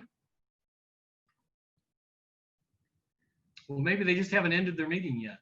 Maybe. Well, just between you and me and maybe these two people, what did you think? How did it go? It went well. I didn't realize that you couldn't share. I didn't know that you couldn't put someone into a breakout room while sharing a video. So that was an unforeseen circumstance. So I'm not, and then I guess I had too many tabs open and my work computer just quit. So It just said, we're done. I got too much going on maybe, huh? I guess I clicked too many buttons. It was done. So I don't know how that went breakout wise. I'm sorry that I couldn't help out. No, I think it went well. From my vantage point, I thought it went well. Cameron, what do you think? Well, people were privately messaging me stuff, and while we were trying to get stuff figured out, I told you that. So that's why I just called. I was like, I can't. I've got text messages open. I've got the group chat going. I was taking minutes on my Surface Pro. It was a hot mess. I didn't want people to think that we weren't ignoring them, but we were just trying to, figure it out. But I think everyone was patient. And up until that point, I thought it was going stellar. I thought it went really well. I would have to agree. And maybe tomorrow, when we open the meeting back up, we can point out a few of those things. If we don't respond right away, we're taking care of something else at that point too, just so people don't think, well, they're ignoring us or blowing us off. Right. Yeah. But so Sarah, can you send a follow-up email to everyone, kind of like a thanks for coming, can't wait to see you tomorrow, and letters of appreciation, that link that I dropped, to just send that. I'm not for sure if that really got caught by everyone. Okay.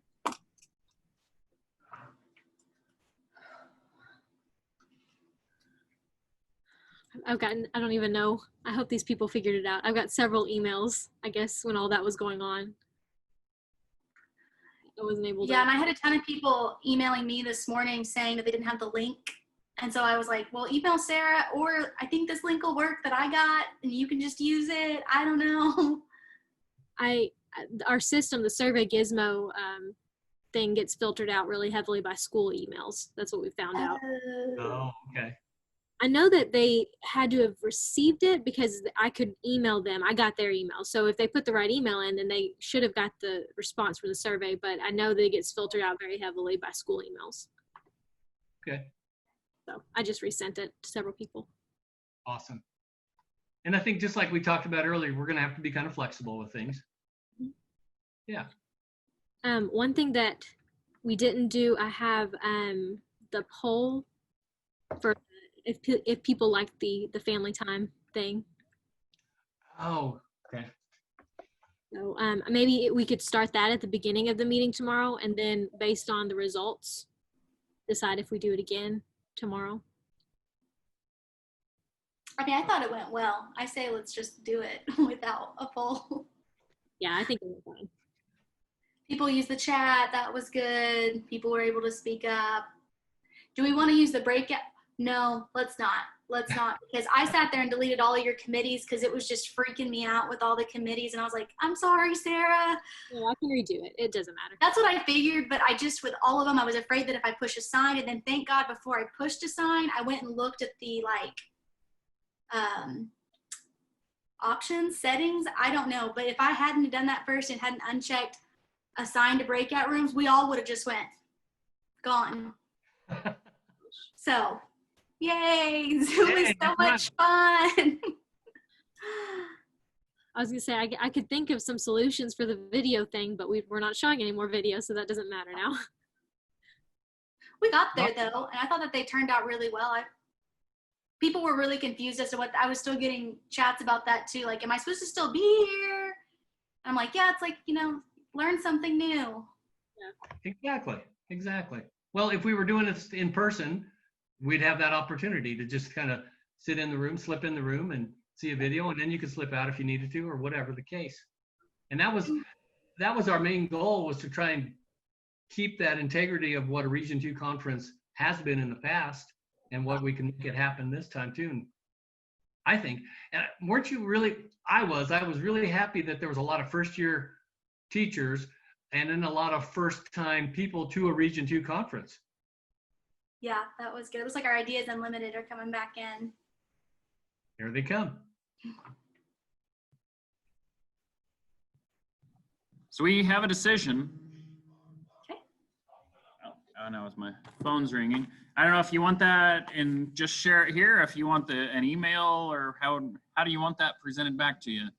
Doesn't matter. Todd. Why don't you could share with us here right now, but then an email would be good too. Okay, and I can do both. And I need to go back and look so that I can get the names. But the young lady with the door jammers idea was the winner. That was the consensus within our group. Katie Smith. Yeah. Okay. Yeah. Yeah, I wrote the names of the ideas on the rubrics, but I didn't write the names down. Okay. Yeah, so that's, yeah, we were all in consensus with that being the ranking anyhow, so. Perfect. That's awesome. We appreciate you guys. Yep, you bet. Do you need anything else of us before tomorrow? Ideas Unlimited judges, we're good. You guys are good to go. We will see you back here tomorrow morning. All right, awesome. Thank you very much. Thank you. Thank you. Thank you guys for y'all's hard work on this. Thanks. See you tomorrow. Okay.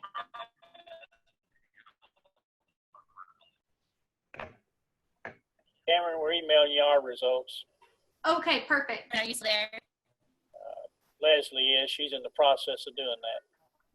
Awesome. Thank you so much for everyone that helped with those. We really appreciate it. No problem. Keep smiling. Absolutely. Thank you, James. Oh, you're more than welcome. Keep it up there. You're looking good. Need to relocate the flags a little bit. I don't see Arkansas there. You know, it's showing a little disrespect to us, aren't you there? No, I'm teasing you. I'm going to make a point of rotating those for each day. Oh, I got you. Yes, sir. I understand. I had to do that too, but I had to do it. I understand. But at least you still got the flags. That's great. Absolutely. Absolutely. You didn't leave. Well, I guess you may have left them at home, you see, like we always did. We had to order them in special, you see, but we got them there. Last year in California, I had a special bag just for the flags. Got it. Yeah, I know. I understand. Yep. All right. Have a good day, and we'll see you tomorrow. Thank you. You too. Uh-huh.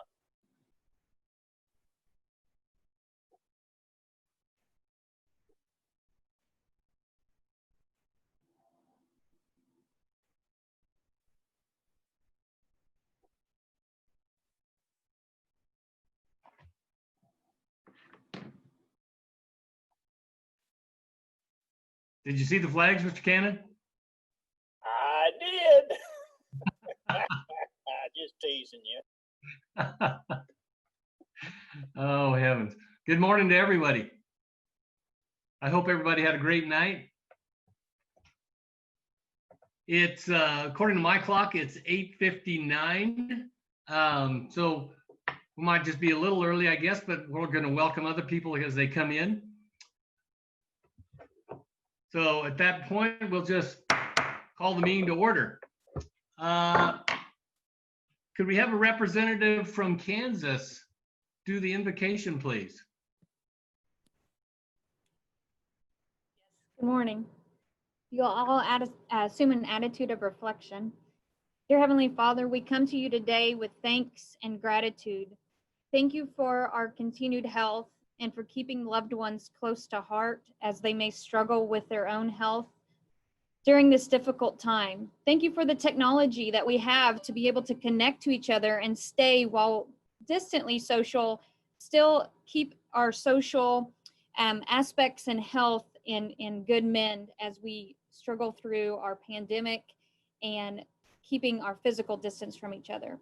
We ask that you continue to keep us in your thoughts, and we pray for ourselves, our communities, our leaders, our country, as we deal with more than just the pandemic, but especially that we care for our students, that we are there for them in their hour of need, and that we are able to provide them with the support that they require. We ask you in these things in your son's name. Amen. Amen. How about a representative from New Mexico for the pledge?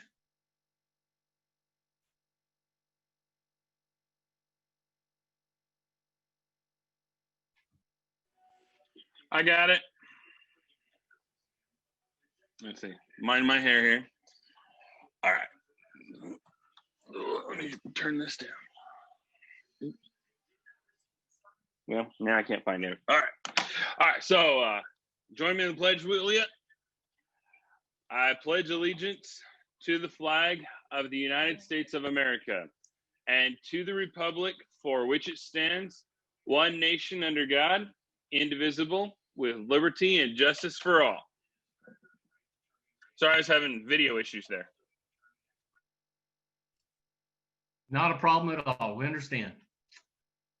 Well, I'd just like to welcome everybody back. I appreciate it. I really do. And as was mentioned earlier, we're grateful that we have technology so we can do these kind of things, and hope that maybe we can all get together in person in the future. Also, we had a little fun yesterday with, on the agenda called the Family Highlights, but just talking a little bit about maybe the things that have been going on in our life, and the quarantine. That's always a big thing that went on. A couple little questions. You always hear things online, or you hear stories from people about all the things that they have to have. So I didn't know if somebody had maybe a favorite hoarding story that maybe they had or they heard from somebody. Anybody like to share something that happened to them, or maybe anything about what happened to you guys during the quarantine?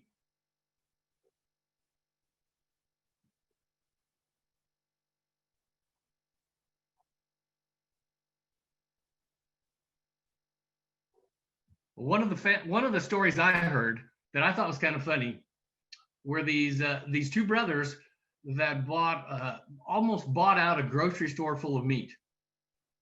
And then once they found out things were coming back around, they wanted to take the meat back and return it to the store. And the store owner said, nope, you bought it, it's yours, so you got to keep it. And they were really curious about what they were going to do with all that meat that they bought.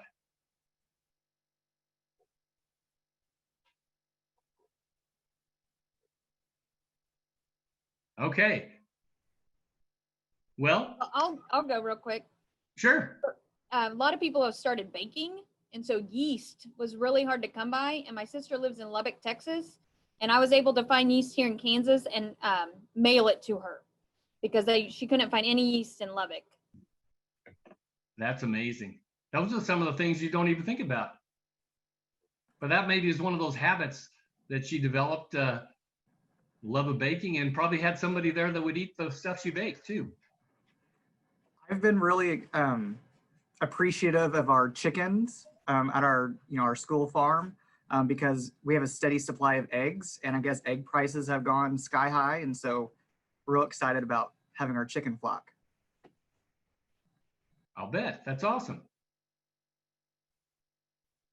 Anybody else might want to share something? All right. Well, just a couple reminders, maybe a review. Hopefully all of you received the email from Sarah about things that happened yesterday. And so I just want to make you aware of what's going to be going on today. First of all, there's a link that Cameron shared for the letters of appreciation to go out to your administrators, school board members, etc. So take advantage of that. Also, we're getting ready to do the vote on the Region 2 location for 2021. So I know we announced that we're going to talk about that yesterday and you had time to think about it. We'll do that vote here just really quick. But what I want you to do is, I want to explain something that maybe happens. Mr. Cannon explained that maybe there's another version or what we could do. That Kansas could be next summer, and then New Mexico, and then Arkansas. So Arkansas would just get pushed out one more year. Kansas would be next year because they've got a lot of contracts going on with hotels and things, and then New Mexico could jump in between Kansas and Arkansas. That's another option that still would allow New Mexico to host a Region 2, and see what you guys think about that. Don't forget to take advantage of the chat feature so we can find out what you guys are thinking.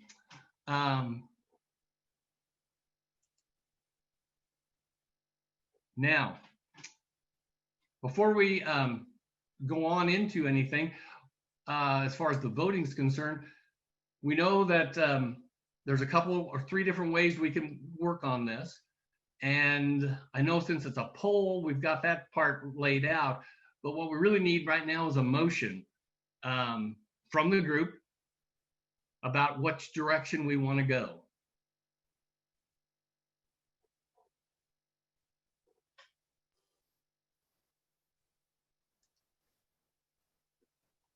Todd, let's let Jacob, did you find out any information about your stuff? You said you'd come back today with that there real quick from Kansas. I did. I was able to get basically the file that they were planning on presenting on Wednesday morning. Had a chance to go through that and look at some of the things that they have scheduled and booked already as far as different tour sites and some of that. There's quite a few things already in place.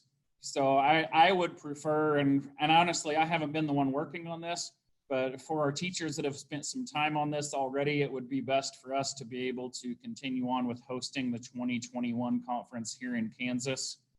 And what we do after that, honestly, that part doesn't affect me, so I can't speak to it. I guess I would like to hear, from maybe New Mexico and Arkansas on their side of it as to what their preference is for maybe 22 or 23. But we do have a lot of things in place currently to be able to host that next year. Thank you for sharing that. Anybody would like to?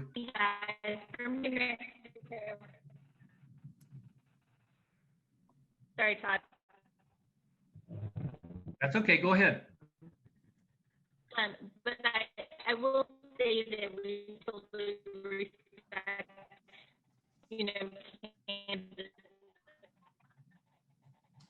and the fact that they have gone in and done all this stuff.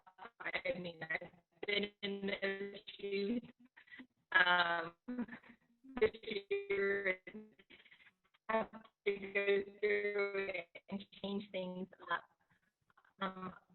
I know that we are more than understanding that Kansas would like to continue with it, and we would be more than happy to do the 2022 conference. That's what the region would like to do.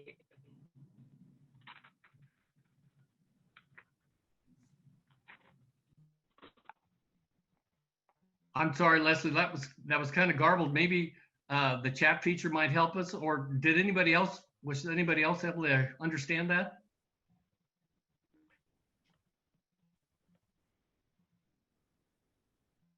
I apologize. I came to high school hoping to help. Maybe tutor that I'm having issues with. I was just going to say that we would be more than happy to do this 22 conference and allow you know, to go ahead and go forward with the 21 conference in Kansas.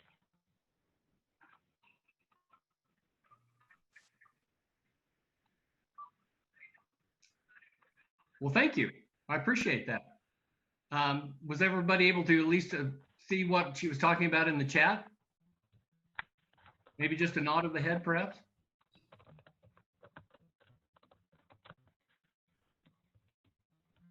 Anybody else have anything they'd like to share about? How about somebody from Arkansas? Would that bother them? The only thing we've done in Arkansas is we scheduled the hotel, but that's, you know, that's like you say, it's 2 years out. So we can talk with them and see if we can't work that out in that direction with the hotel. And so we have, you know, we've looked at some other options and things, but nothing's been set in stone since it's 2 years from now. But we were starting on that there. So I'm with whatever we want to do. Well, thank you. I appreciate that.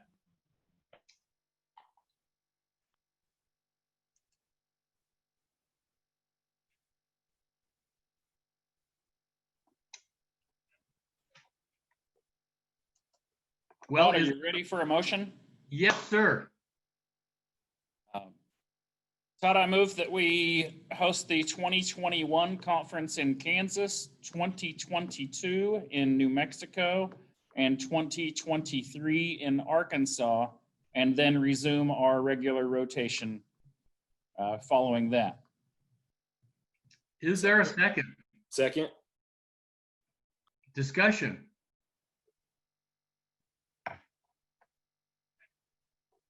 Well, let's all go down to that polling feature.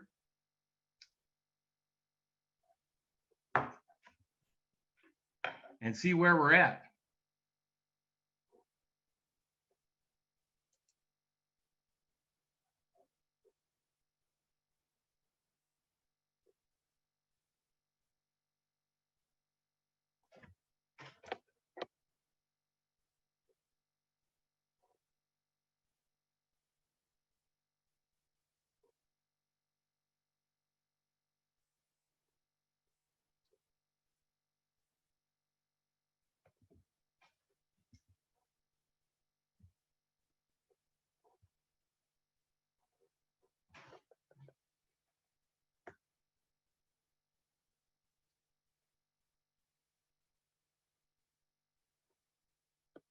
Everybody's still voting, so that's all right.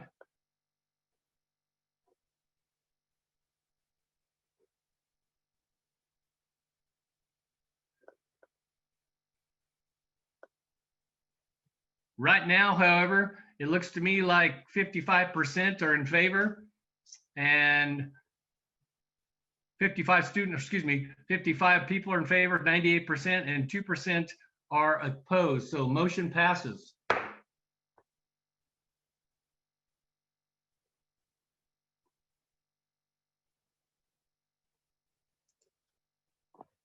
Thank you, folks. I appreciate that. Now we know the direction that we're going in the future. I'm even looking at my sticky notes and I messed up already.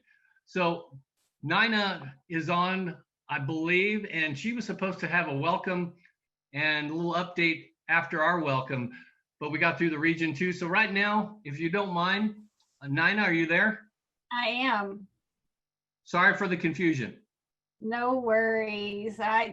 It's meeting after meeting, so it's hard to keep them all straight, I'm sure. First, welcome to Happy National Fudge Day. Trying to bring a little sugar in your life along with all that yeast making bread these days. Quick update from National FFA. Of course, you know, the $1 million question right now is about October. Leadership has targeted July 15th as the last day to make that call on whether or not we will have a face-to-face convention. So anywhere between now and then, you can expect leadership will make that announcement based on current situations. You know, it's like everybody else trying to wait it out as long as we can to see if things change. So I'll find out at the same time y'all do. So don't even think that they'll tell me in advance because they know I would blab. You've probably heard that we're not having the competitions in October regardless. We had so much feedback from states about difficulties with getting state qualifiers, et cetera, that the decision was made just to hold off for this year. Hopefully you received that information and how that's going to affect eligibility in 2021. I would encourage you to go back and read those to be sure if you're unaware or it's not clear. It's been laid out pretty good. Have that conversation with your state staff. Instead, we'll be offering some, we're calling them individual experiences and challenges focused on career and leadership skills. So I know that our staff members are working with committee chairs and committee members to kind of flesh out what that's going to look like. So we'll all be excited to see how that's going to turn out. But it'll be open to all FFA members at the convention if we're face to face, and then virtually as well for everybody that didn't get to come. So it's a new, innovative, breaking ground kind of type deal. So out of necessity comes invention, right? And so that's what we're embracing. For the events that we are continuing to hold, Agri-Science Fair, National Chapter, just know that we did push back our due dates to August 3rd. So be sure to work with your states on whatever your due dates are as appropriate. Obviously, judging in a virtual environment, we can push those dates back a little bit to accommodate everyone in the school situation that we experienced this spring. We also pushed back honorary degree nominations to July 15th. So if there's someone in your state that's really rose to the occasion and you want to identify them or nominate them for an honorary American degree, you can still do that through the 15th. You have that ability in ffa.org through the system as a teacher. You can nominate as well as state staff. The chapter resource guide, the chapter success guide, they're now calling it the Program of Activities Guide. Whatever title you want to give it, that's now available online from all of last year's national chapter winners, all the descriptions and ideas. So I know some of you are going to be working with your chapter officers to do your POAs coming up. Great resource available on the website there. We're still soliciting people interested in helping judge applications. Since it is a virtual environment, it's a great chance for teachers to help us judge those applications. The more people we have helping, the fewer we have to do. So if you've ever participated in that on-site judging, you know that you get a stack of proficiencies or a stack of national chapter applications to read through. If enough of us sign up to do it, you may only have to do 15 or 20 as opposed to the giant stacks. So if you're interested in that, I'm going to send all this electronically and Todd can share out all the links so you don't have to keep trying to keep track of those or go into the website. But there is a link to express interest in helping us judge. So you'll want to select that.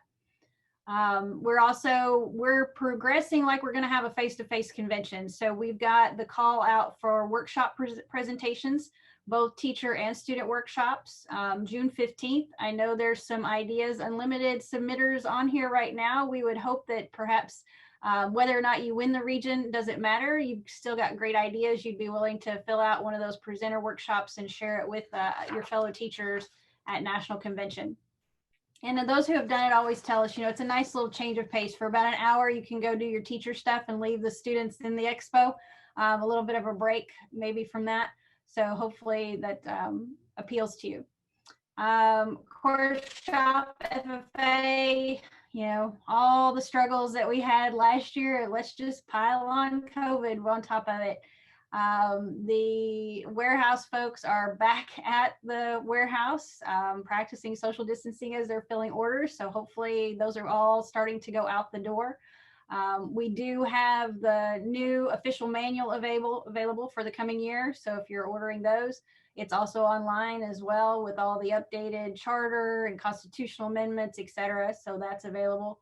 And the annual tee is also available. So you may have seen some of the national officers sporting those on their social media platforms. If you haven't heard, we do have a chapter assistance program. It's a one-time $2,000 grant to chapters who have been impacted by the COVID if you didn't get to have your fundraisers. So here's a chance to make some of that up. It is an application process that you have to apply for, but it was due June 12th. I don't know if they've shut it off, so you might be lucky and go in and see.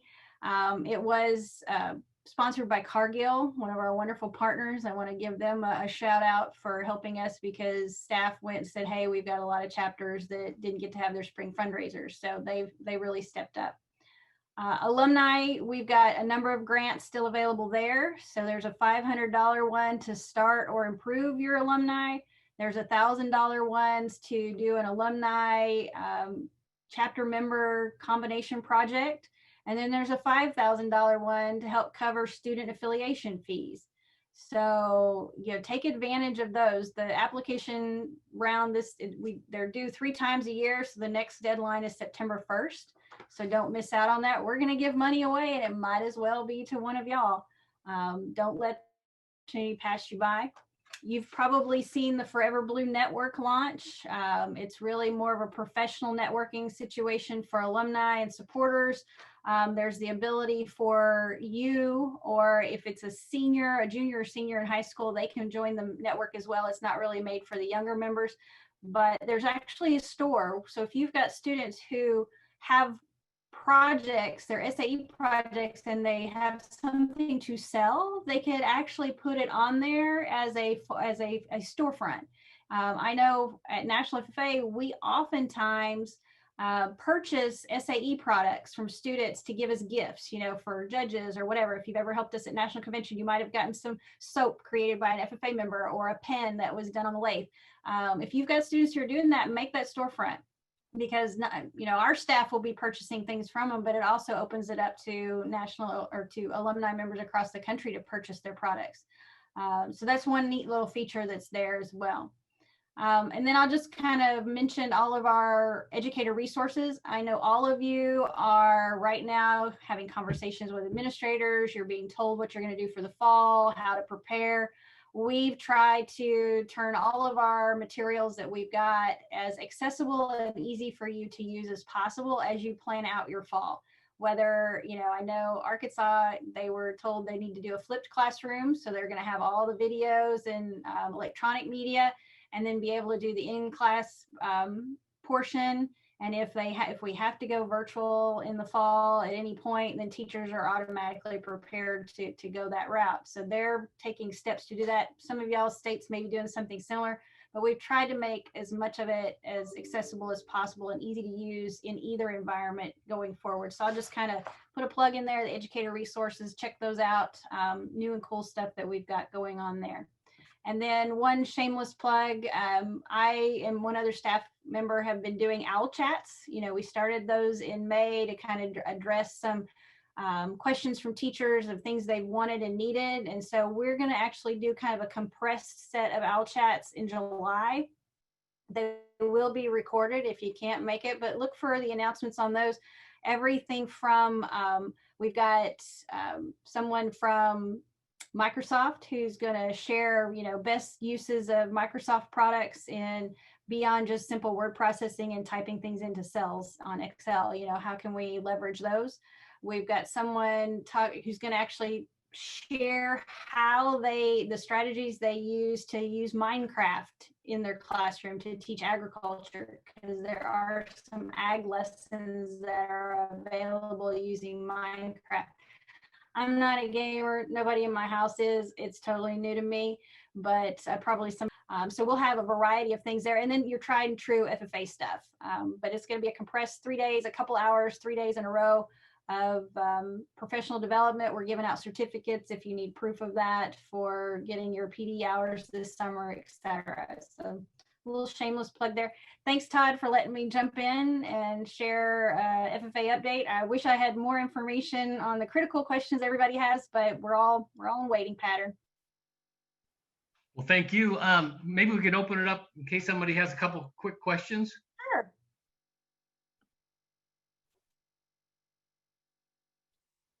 Do that awkward Zoom pause. Awkward Zoom pause, but if you don't have a question right now, and maybe after a while you think of one, everybody's probably got the email address of Nina, so you can contact her, and I know she responds really quickly. So everybody thank Nina for coming. I appreciate it. And we'll move on to trivia and prizes. Leslie, are you on? I am here. Can y'all hear me better now?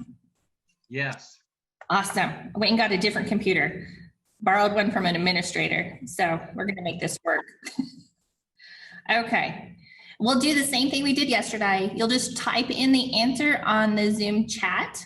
And the first one that has the correct answer is awesome. And we'll get that done. I ask that if you get one done today, that you let somebody else maybe find the answer for the next ones. And that way we kind of give the prizes out equally. All right, the first question is this. What are the state vegetables for New Mexico?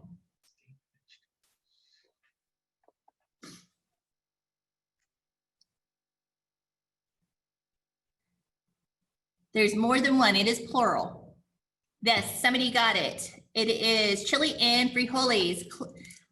Miss Moore. Yes, chilies and frijoles. We got them both in our world. Hang on one second, my phone went dead on me, went black. Okay, next question. Is what New Mexico town is the home of the most recent Triple Crown winning jockey?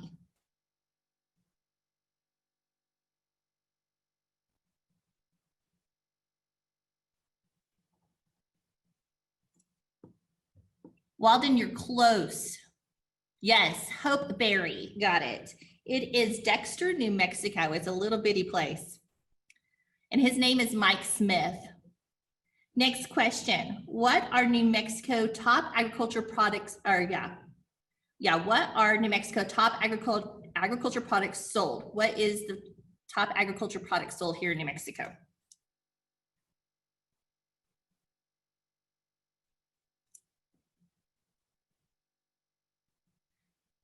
Dairy, Dallas Dooley, you got it again. You got it yesterday too.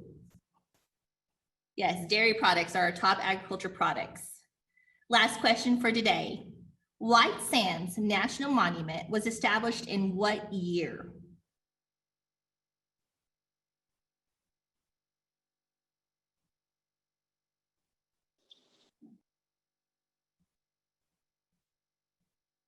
Yes, Tim Taylor got it. It is 1933. And if you've never been to White Sands, it is a sight to be seen. So thank y'all very much for joining in our trivia today. Thank you, Leslie. We appreciate it. And it's kind of a fun thing to do.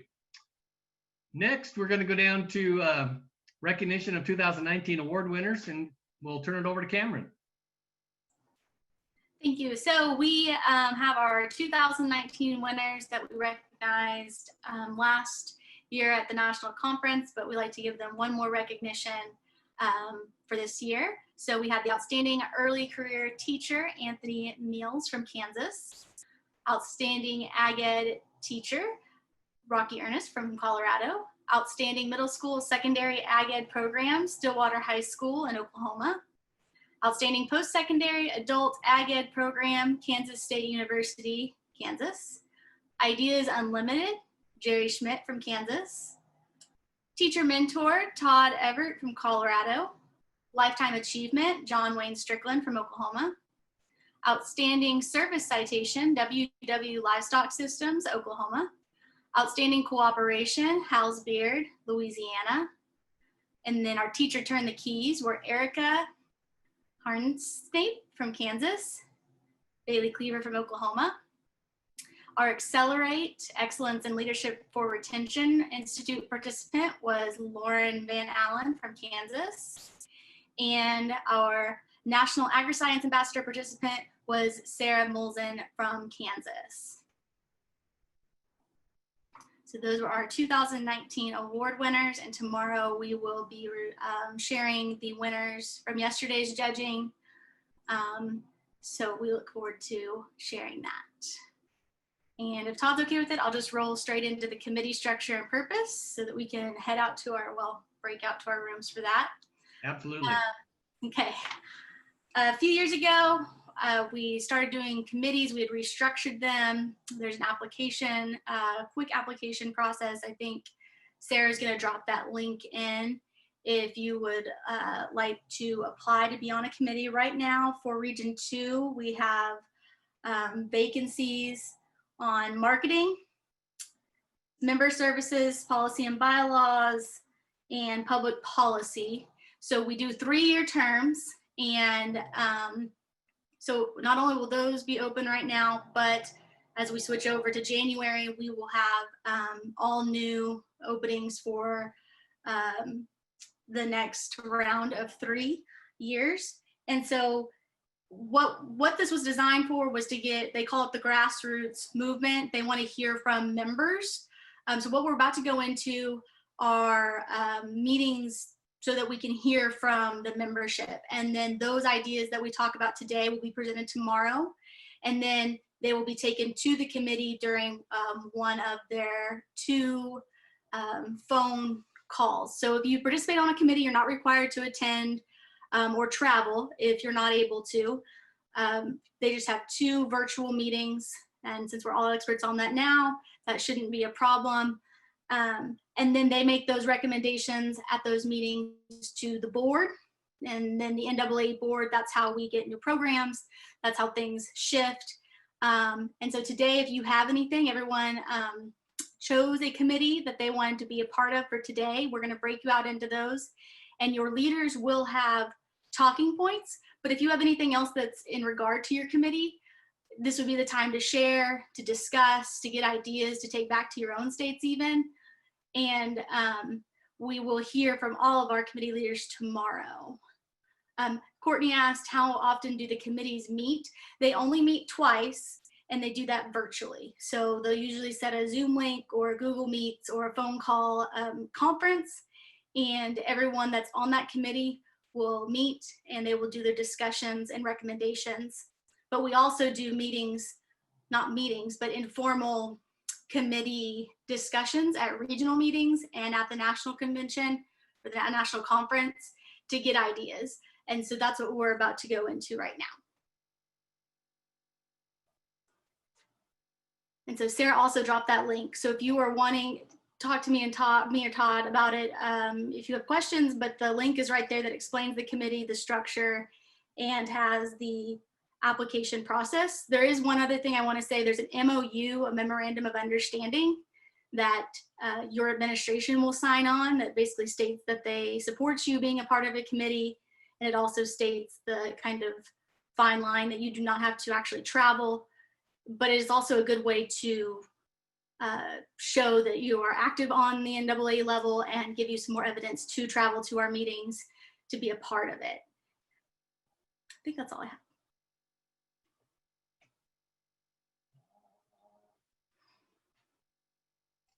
Well, thank you for that. I just wanted to share, and I will share it on the chat too, my personal experiences on a committee. Yes, you have to meet twice. There are phone messages or phone meetings, excuse me, Zoom meetings. But I think the longest I've been on one of them is about 45 minutes. And it's a great opportunity to network with people, and you don't have to travel. So I also want to put my plug in on that it's an opportunity for you guys to really share your ideas. And we really want to know what's going on with the membership. So we're the membership, so we can talk with each other and to each other about what we want to try and have happen with our organization. Before we go into the committee meetings, we also have a task for you to do. And I know probably somebody's going to say, oh, another survey. But this survey is about one of our committees, strategic planning. And I think we're all professionals, and I think we all really are proud of our professional organization. And this is the way that we can help push that forward and make it better. So I believe that link for the NAAE Strategic Planning Survey that Emily is in charge of. I think that link is going to be put into our chats. It takes, I've gone through it, it takes maybe about 5 minutes to do, so it's real easy. And we're just asking everybody to participate in that. So again, we know what's going on and what your thoughts are. Cameron, we'll turn it back over to you to make sure we go to our committees. Good morning, everybody. It is so good to see everybody here today and like to welcome you. According to my clock, it's 8:59, but it probably wouldn't hurt if we just called the meeting to order. We'll call this last session to order. Is there a delegate from Arkansas that would like to do the invocation, please?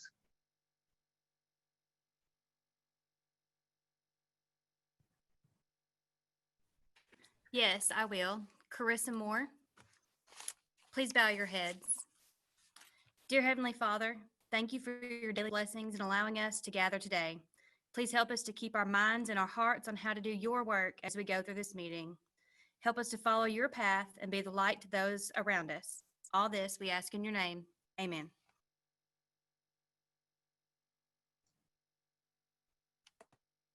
I'm not sure. Is there a delegate from Texas?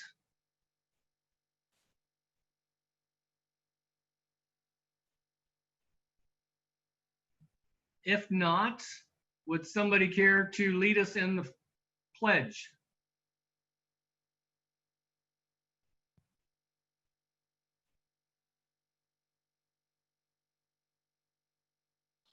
Yeah, I will. Mike Gustafson, Oklahoma.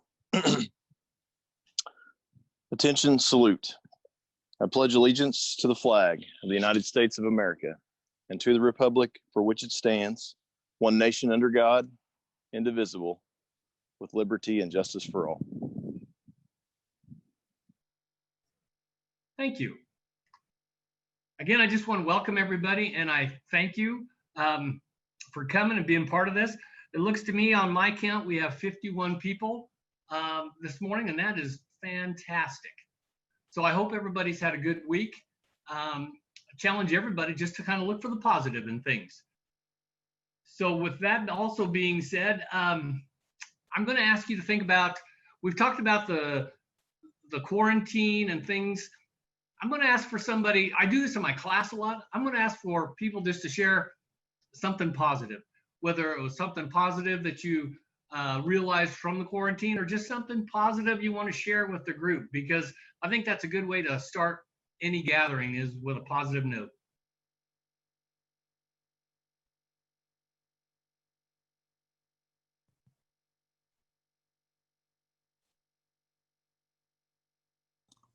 I'll share, Todd. Thank you. This is Nina in Arkansas, and happy National Root Beer Day, everyone. We are still picking strawberries in June in my garden, and that is so exciting for me right now because usually I'm on the road and I don't get to enjoy any of them, and we have been picking strawberries for over a month now. So that's my excitement for the day. That's awesome. I think we need to learn to look for all the kinds of different kinds of positive. It doesn't necessarily have to be anything really big and extravagant, but maybe just things that we're thankful for. Has anybody got anything else they'd like to share? This is Danica Farnick from Colorado. My daughter wanted to share something positive. Absolutely. Okay, go ahead. Mulberries. I'm positive that we have 1,000 of mulberries. Nice. Nice. Yeah, we have a small little orchard and our mulberries were all ready to pick today. So the kids have been eating a lot of berries this morning. Yeah, yesterday I got like a toy that could like hold things, and I put huckleberries in it. Mulberries. Mulberries, whatever. And I put mulberries in it. And then I hung it on my backpack. And now I just take mulberries. That's great. That is so great. Thank you so much for sharing that. Anybody else? Yes, I would love to share some information. You know, we as ranchers and farmers have been in a drought for the last couple of years. Hay's been really hard to to obtain, to bail, to get everything done. And due to the coronavirus, man, I had time to get all my hay mowed, got my hay all baled, and we're hauling it into the barns. And it just feels really good to watch those barns get full. I'll bet. That's exciting. So that allowed you to get some things done. And I think maybe we might all have that to share. Were able to get some things done at home that maybe we were procrastinating about. I know I did. Anybody else want to share anything? Okay. Well, I'm looking through here and I'm seeing some new faces, and that's always great. I would like to also now just turn it over to Leslie for some New Mexico games and prizes.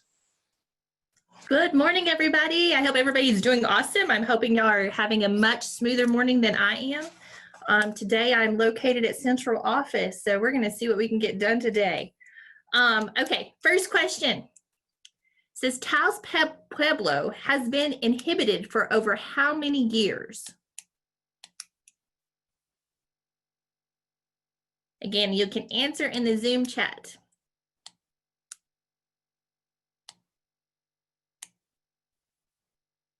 Not there yet. Again, Taos Pueblo is a pretty cool thing. There, yeah, 1,000 years.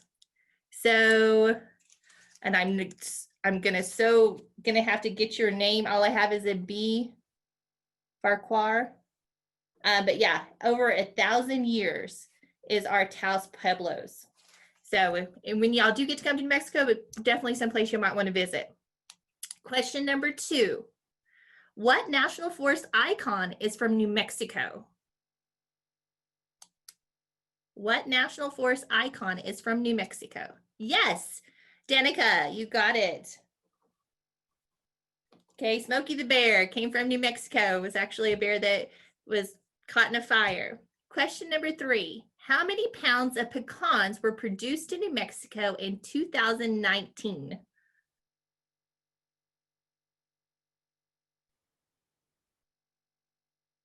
Realize New Mexico is one of the top producers of pecans these days. We have a lot of them. Oh, keep going, keep going. Lots more. The most we have is 10 million so far. We're close with 97, almost there, a little over 100. 91, close. 120 is too much. 97 is really, really, really close.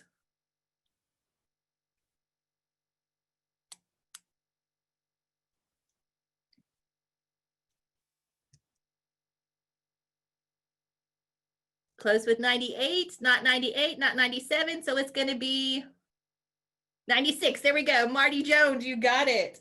Yeah. 96 million pounds of pecans were produced in New Mexico in 2019. Next question. Question number 4. New Mexico state flower is what?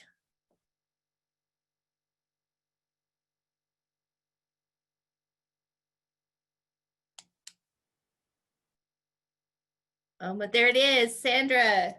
Sorry, Sandra. Guys, and we have 5 questions today because somebody had gotten something 2 days in a row and they said, hey, do another question tomorrow. Last question today, question number 5. What is our state tie?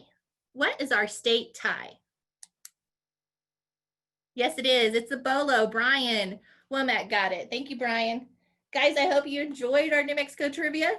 Hopefully, here in a couple of years, when you come, you're going to be like, hey, I know this stuff. So there you go. Thank y'all very much for participating. Thank you, Leslie, and the delegates from New Mexico.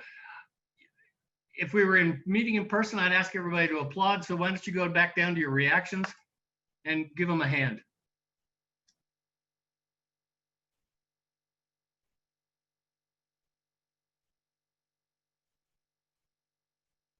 We appreciate that, and it was kind of fun to have something new and different. Now time for NAAE update. And we've got a lot of things we want to talk about. The first thing I want to talk to you about as far as an update is a challenge, perhaps, to all of the states that have not submitted a state officer roster for this year, that we ask you to do that. And Sarah's going to drop the link to make that happen into the chat, but we didn't get everybody on the rosters this year, and we really need to make sure we communicate with each other. We need that information. So I'm going to challenge all of you to make that happen, a goal for you. So when we want to reach out and talk to you guys, we have the right contact information, and we know we're getting your officer team, because that's how we're going to spread the word. We're going to talk to the states, to the leadership teams, and then the leadership teams are going to spread the word out to the members. So let's make that happen. I'm also going to tell you that you need to look for some opportunities for professional development this summer through NAAE. They're going to offer those kinds of opportunities. And Sarah's also going to be, you need to be looking for this in the future, getting us some certificates for our Region 2 conference. The other thing that I want to challenge you guys with is, because I hear this a lot, the information was on COP. Well, I didn't get on. I haven't seen it. So I'm just going to challenge you guys to periodically get on COP and just look around and see what there is. I know everybody's busy, but if you could dedicate a couple of minutes every now and then just to get on there and surf around and see what there is, look for Region 2. You might be surprised about the information that you'll find on there. The other thing, because I know everybody's, well, wait a second. There we go. Our award winners. The judges worked really hard to get together, and I know it's a different format with Zoom, with the breakout sessions. But what I'd like to do is just make the announcement for Ideas Unlimited. First place was Katie Smith from Oklahoma. Second place was Erica Kuhlman from Kansas. For Lifetime Achievement, we have Jack Statz from Oklahoma. Outstanding Cooperation, we have, I'm probably going to mispronounce this name, Kea Hook or Hawk from Kansas. And Service Citation is RJ Curry from Oklahoma. So again, you might want to just go back down to your reactions and give them a hand, give them a thumbs up. So make that happen for us.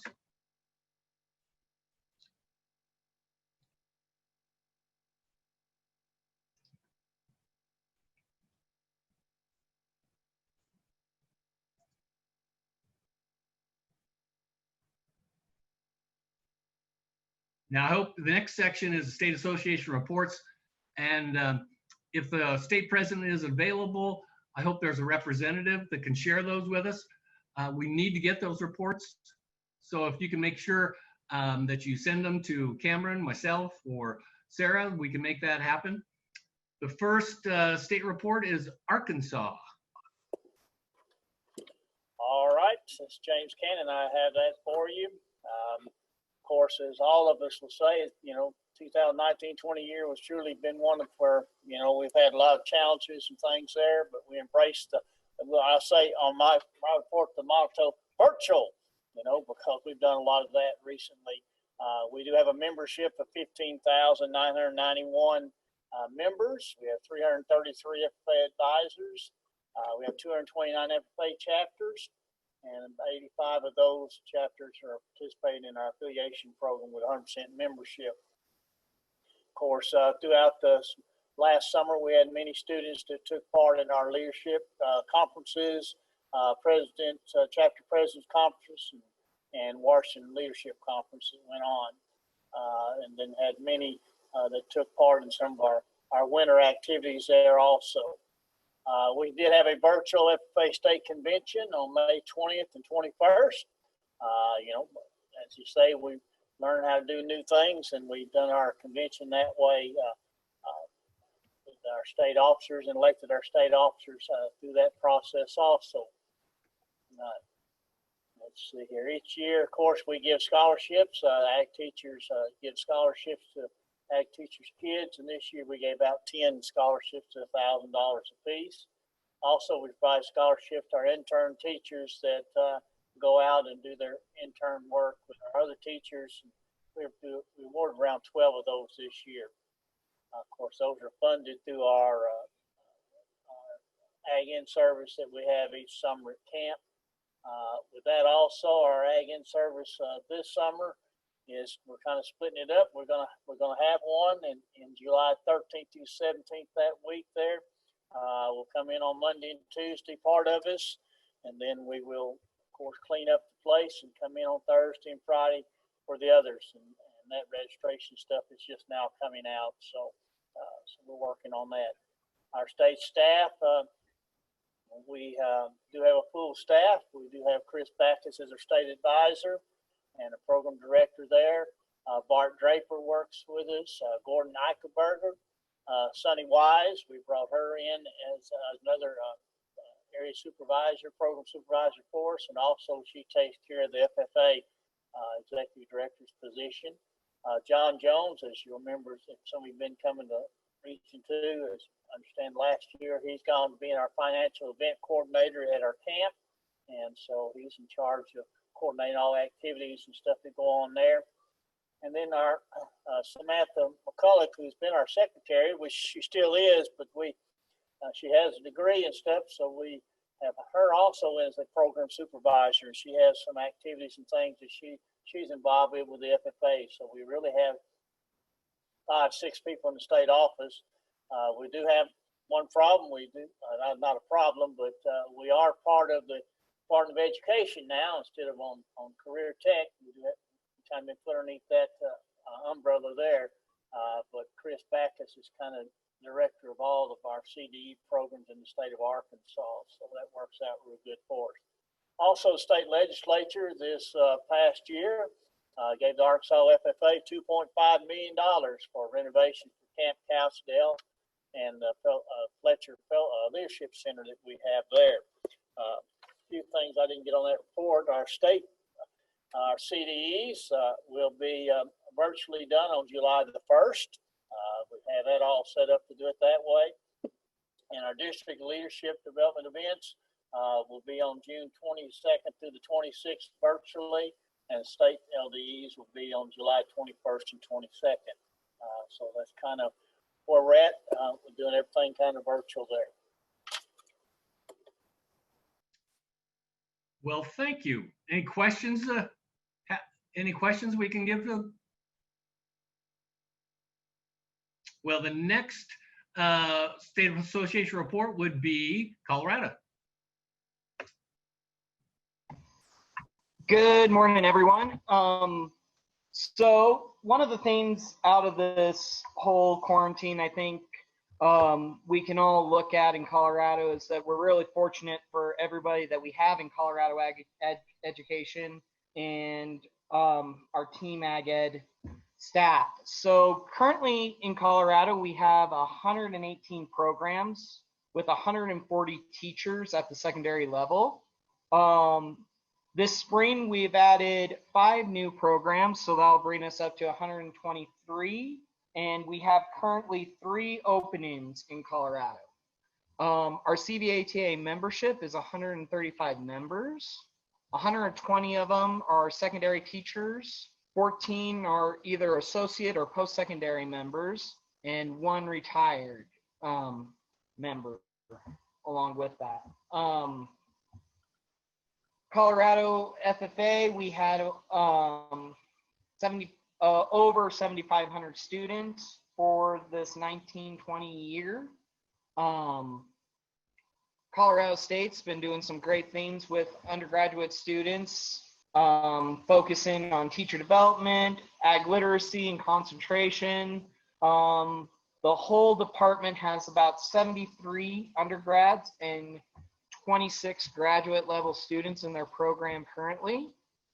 Our foundation has done great things for teachers and students in providing some great professional development opportunities for us, but really making SAE and work-based learning a priority for them. So this January, our foundation awarded $192,000 in work-based learning grants to students and programs. So we're really proud of that number.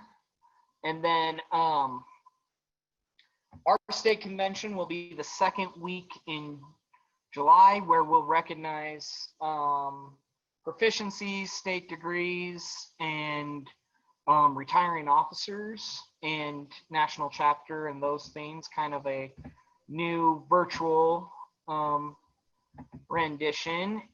And then one of our real shining stars is the local teacher support success program. We have two people, John Staley and Emily Bailey, who are running that program, and they have visited 16 first-year teachers this year, 28 second-year teachers, and 14 third-year teachers. And they made a point that each first-year teacher received 3 visits from them. And something that the whole team, CVHA, LTS, Foundation, FFA, CSU come together and host is our new teacher boot camp. And that's for first, second, and third-year teachers. They're in the process of planning the 4th annual new teacher boot camp. We will be holding our summer conference next Monday on June 22nd virtually for teachers and to get our and then also provide the opportunity for teachers to participate in professional development through Germany. Are there any questions?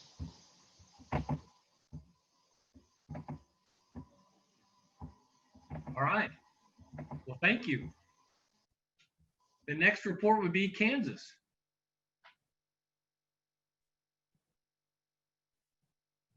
All right. Good morning, everybody. So hopefully you can open the file and be able to look at that if you want to follow along. But some updates for what's going on in Kansas. We have 223 ag ed programs in the state, 234 ag ed instructors, and approximately 13,000 ag education students.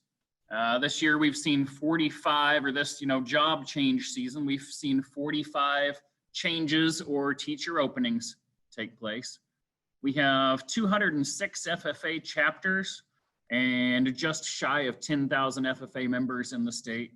And like most everybody else, we've held a virtual state FFA convention where we were able to recognize state degree recipients, proficiency award winners, go through the virtual officer election process. Proud to say I had a young lady elected as the state FFA president who's replacing one of our own members that was state president a year ago. So that's kind of a cool opportunity to have state presidents, one replacing another.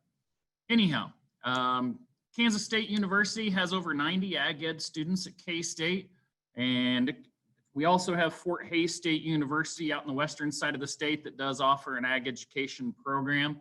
Their numbers are continuing to grow, but primarily K-State trains the vast majority of our teachers within Kansas.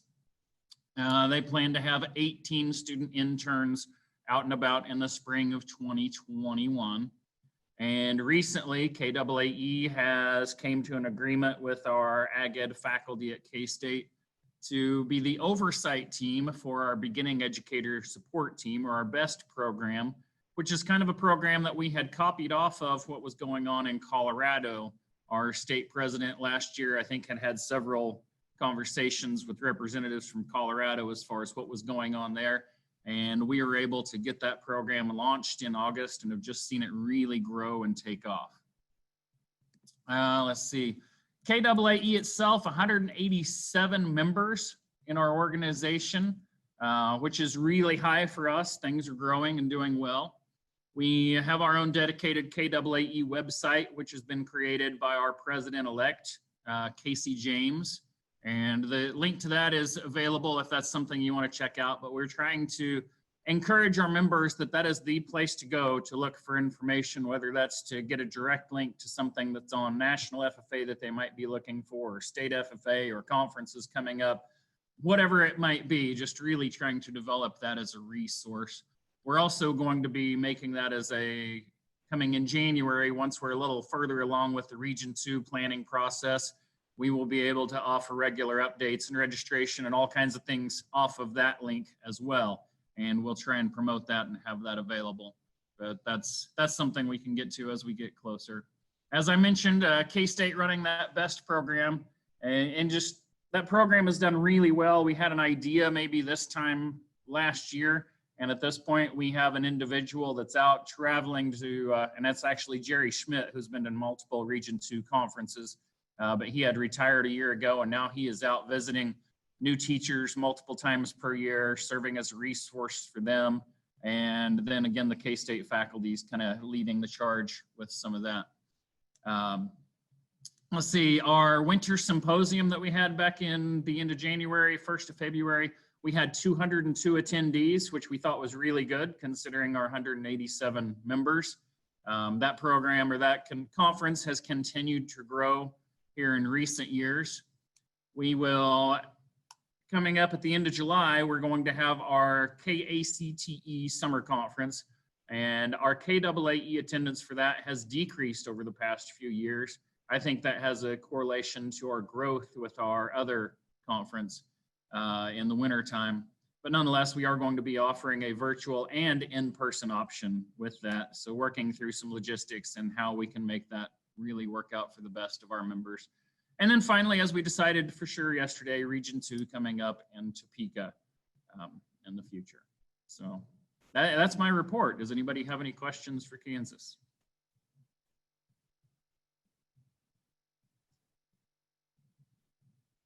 All right, thank you. The next report would be Louisiana. Good morning, everyone. I'm Samantha Earhart, our LATA president this year. In our association, we have 195 members this year, which is an increase from last year. Everything, of course, this summer has been canceled or moved virtually, except our Louisiana Ag Teacher Conference. We will be able to host it in person. It will be held at Cypress Bend Resort in Manning, Louisiana, July 20th through the 23rd. We're still seeing new faces in the ranks of teachers. Many are starting to retire or to hit retirement age. And also we have new programs developing.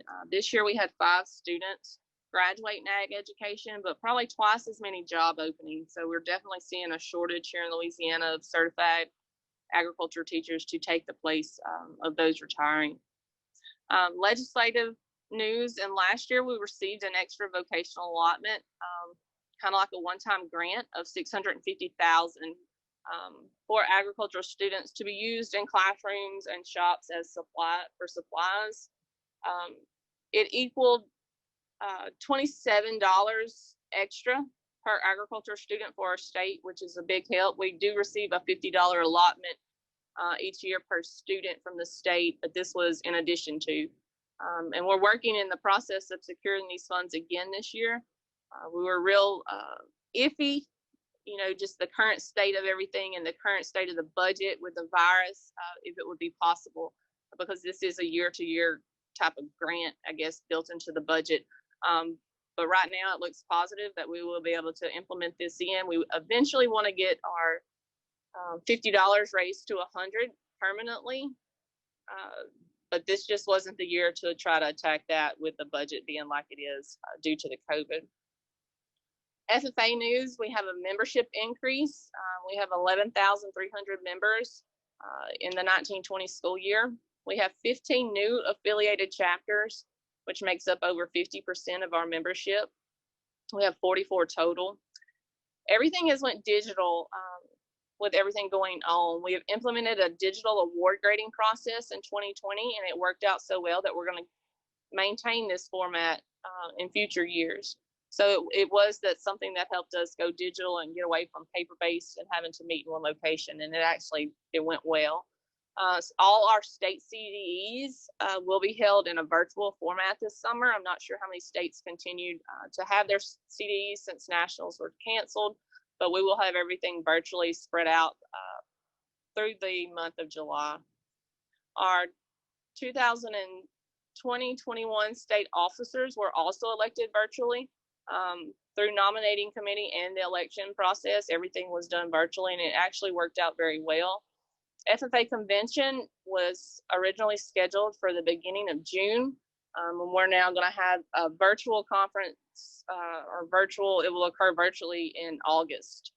Leadership camps that we normally house, 3 weeks of leadership camp in July, are also going to be in a virtual format.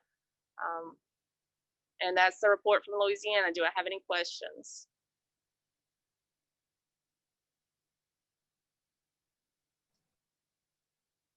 Thank you. Thank you. Next report would be from New Mexico. Good morning, everybody. We'll try to make this as quick as possible. Current NAAE members is about 67. We have our state office, which is currently being run by Jared Smith and our amazing secretary, Elizabeth Lopez. We have about 74 programs currently. We have about 100 teachers out there in those programs, and our membership is about 3,559. I didn't have it on the actual report, but we have 2 openings for teachers. So if you're looking for a job in New Mexico, you can go to our nmffa.org page, look down in there, and there are 2 openings currently in the state of New Mexico as far as FFA teachers go. We had a mid-year conference held in Albuquerque, February 1st and 2nd. We started doing this last year. We introduced our part-time teacher success specialist. We had some money given to us during Santa Fe during our legislation, and so we hired 3 basic retired teachers, Bo Jackson, Todd Pinnell, and Todd Proctor, and they went through and helped out our new teachers, first-year teachers, even some of our second-year teachers, trying to help them get accustomed to what they should be doing, what they could be doing, and just help them overall. We hope to continue that with some of the money that we get.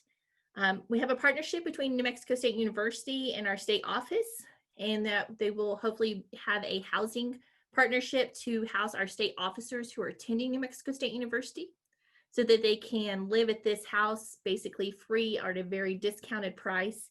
And so we are working on that.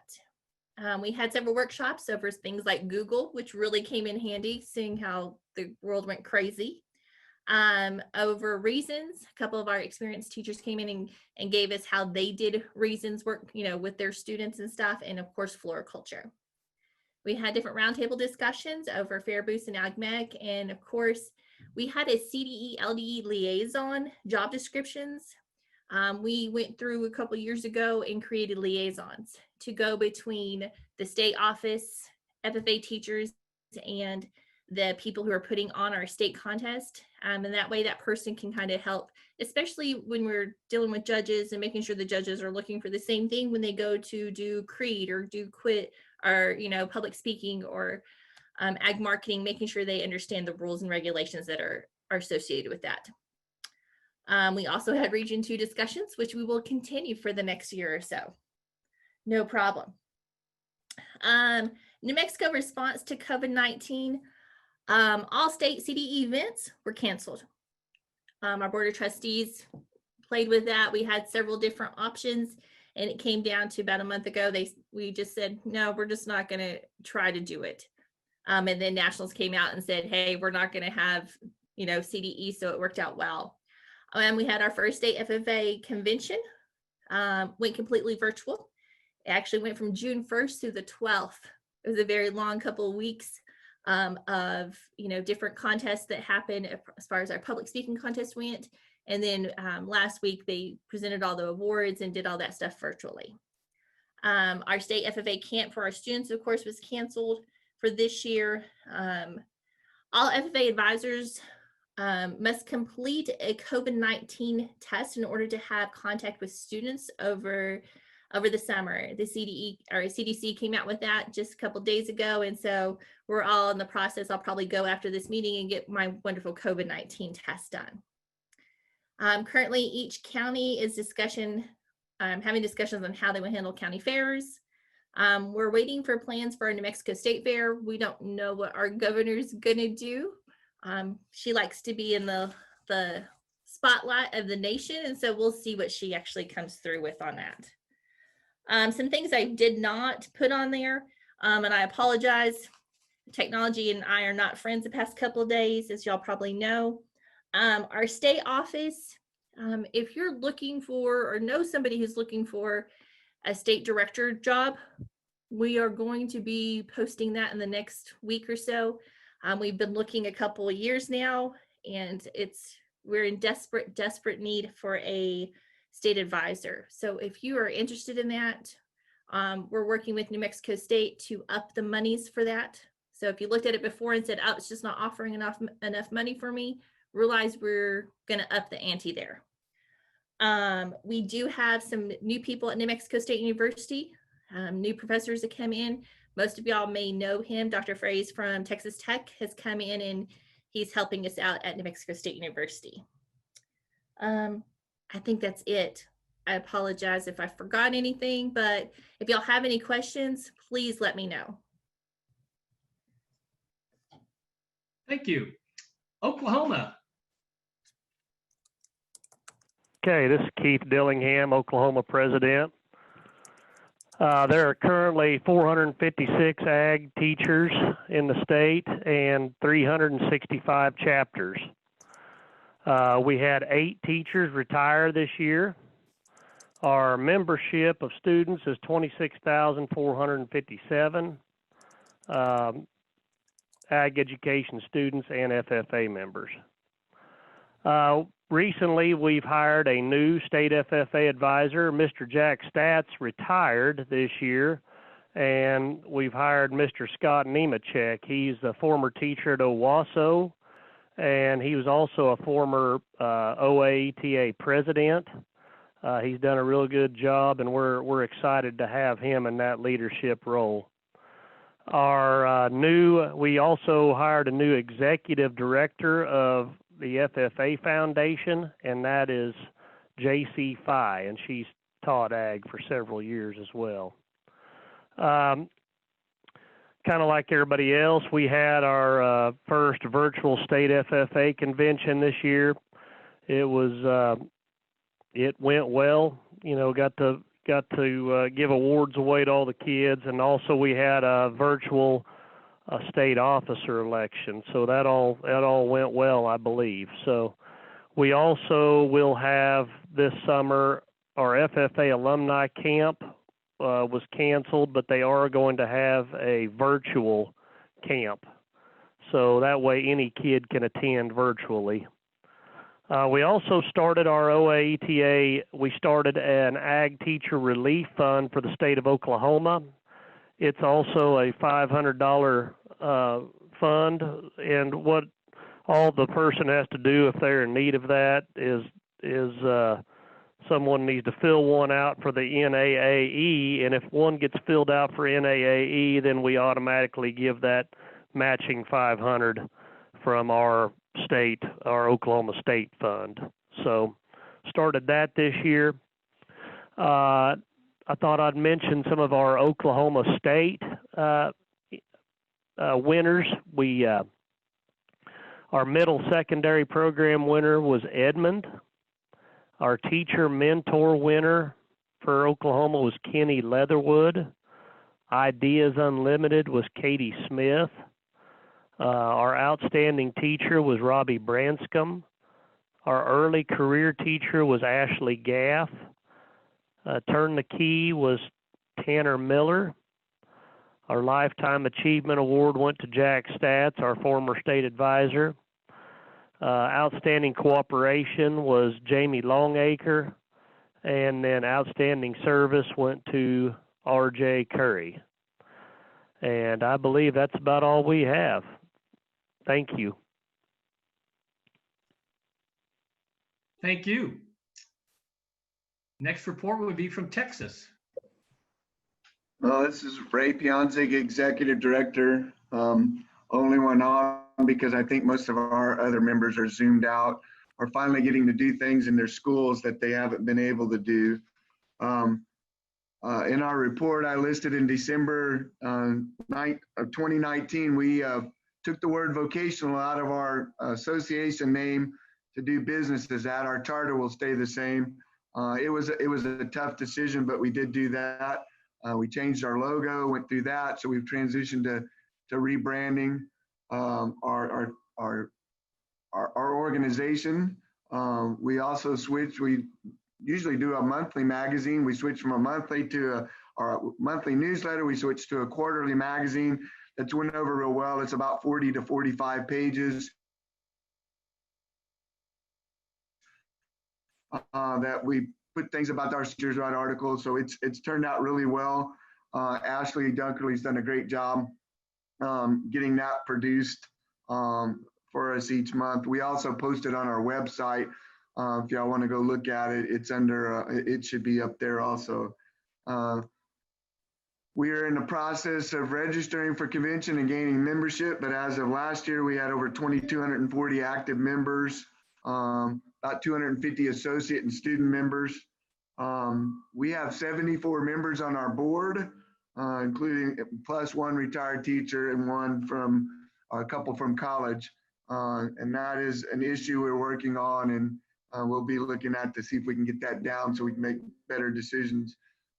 We give out a scholarship to ag teacher students who've graduated. So ag teacher kids this year, we're going to award 53 $1,000 scholarships. So we hope we raise enough money to do that. If not, we're going to pull out some money out of our some CDs we got put away. Like the rest of you, with exception of Louisiana, I'm glad y'all are getting to meet. Our teachers are not real happy about not being able to gather. They say one of them told me that's the best part of my teaching year. But we finally made the move to virtual because our convention center at Waco said they could hold us at 50% capacity. So that would not put us at but like 1,600 people in that building, and we have 2,000 show up. So that wasn't going to work. So we've been working diligently to gather our workshops and get them. We've moved our exhibitor stuff virtually. We're kind of modeling something after Kansas, that their FFA website for their exhibitors for during conference. We're going to model some after that. We think we're going to get about 60 different workshops that we're working on getting recorded.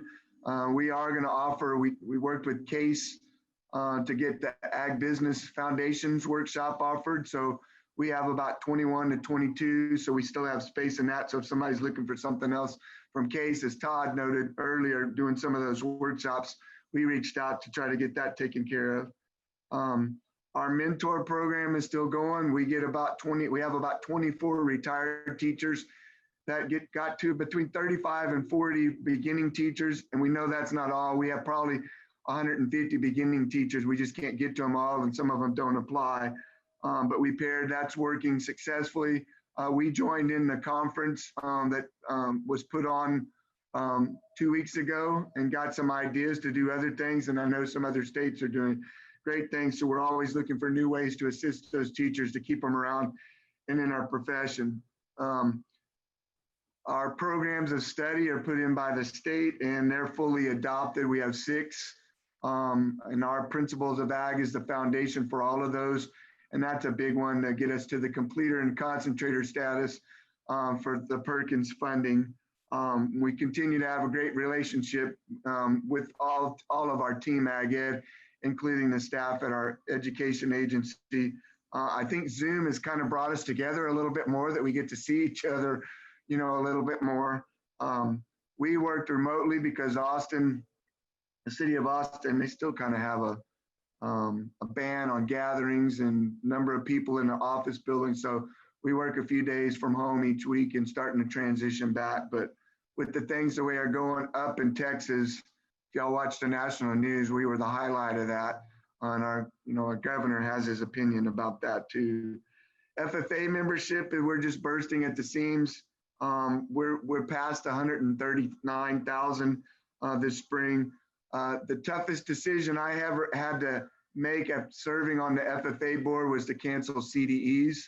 Most of our teachers didn't really want virtual because of integrity issues.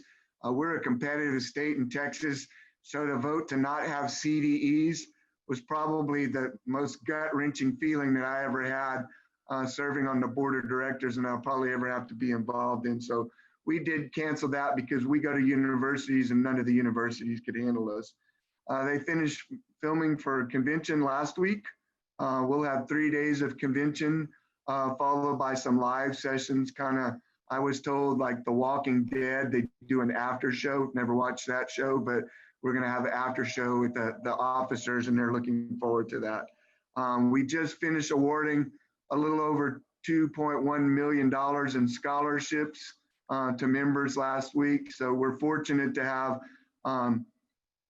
several of our stock shows in Texas that offer scholarships through Houston, San Antonio, Fort Worth. So we're fortunate, even though some of those shows didn't take place, to have that many dollars in scholarships. We are continuing with speaking events and agri-science fair, which will go virtual. So it'll be an interesting fall if this thing hangs around for leadership events, which we do in the fall.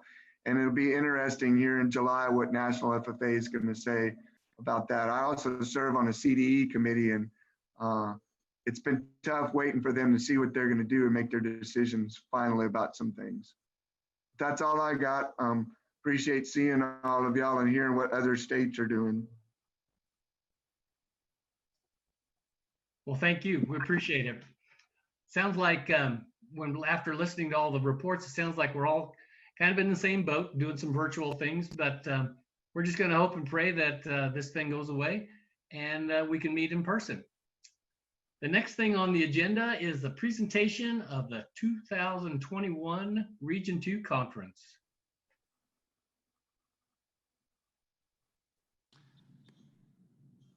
All right, folks, I will see if I can get my screen shared with everybody.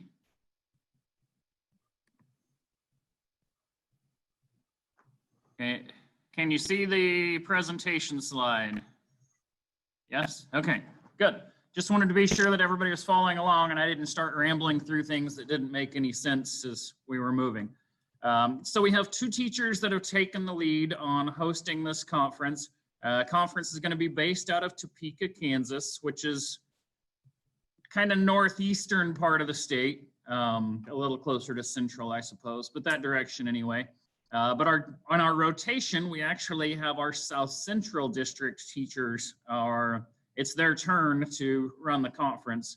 So it's maybe not the most convenient, but we thought Topeka was the best option as far as what we're able to see while we're there. But Casey Bogart and Lauren Van Allen, two young teachers that just do a great job, they've taken the lead on this. So Topeka is where we are headed. So different things that we're able to do while we're in Topeka, and the dates are there on the screen in front of you, the 21st through the 24th of June. Some daily ag tour selections, some family-friendly tour options as well, some Kansas type cuisine. We want to have some entertainment each evening, and we are going to be about 20 miles away from a casino if you choose other entertainment type options. I know that whenever we have Region 2 near a casino, that tends to attract a few folks, so there is that option. It's just not necessarily on site. Some Land of Kansas prizes and hopefully some fun for everybody there. The hotel itself is going to be at the Ramada by Wyndham, at the downtown hotel and convention center there in Topeka, and you can kind of see a picture of what things look like on the inside anyway. Tour options.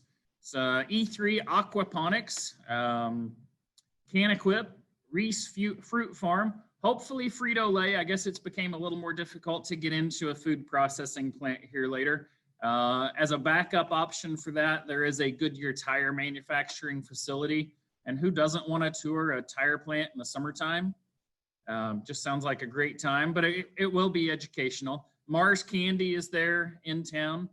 Fairview Farms Meat Company, Cargill Grain, and then Ottawa, Kansas, which is a little bit of a stretch south and east from Topeka. They have done a complete overhaul of their career and tech ed department, and that's a brand new facility, and we'd like to give people the chance to get in and see what that looks like. And then we'll hit some tour options in around the Ottawa area as well. On the family side of things, there's the Topeka Zoo, the Evel Knievel Museum, Children's Discovery Center, the Combat Air Museum. I guess that doesn't have to be family necessarily if teachers want to go see the Air Museum or otherwise. Old Prairie Town at Ward Mead, and the Brown versus Board of Education National Historic Site. So a little educational aspect or historical aspect there as well. As far as our evening kind of things for entertainment, we're looking at a tailgate party probably on the first night. So we'll be looking for school theme songs or, you know, and it's easy for us to identify what the right song is if you're a K-State grad, but within all the other states, we don't know what all is going to be out there. So we're probably going to be looking for a link or some information on what the right songs might be. But look for a tailgate party. I think we're going to try and get Willie the Wildcat to come through and, you know, join us for an evening as well. So the important facts: schedule, at least a very close to finalized schedule released January in 2021. Hotel rooms will be under the Region 2 annual conference block. And then there are a couple of email addresses on there as well. And I will convert this presentation over to a PDF here shortly, and I will post that in the chat so that if you want to be able to have access to the emails and that type of thing, then that will make life easy for you. But we're really looking forward to having folks in Kansas. I think in Topeka, there's more quality tour options than what you might think of at first. Topeka, at its, you know, at first thought, doesn't sound super exciting. We don't have the mountains, we don't have the forest or the swamps or anything else, but we do hopefully have the ability to showcase some things. So that's what we're looking at for Region 2. Is there any questions for me?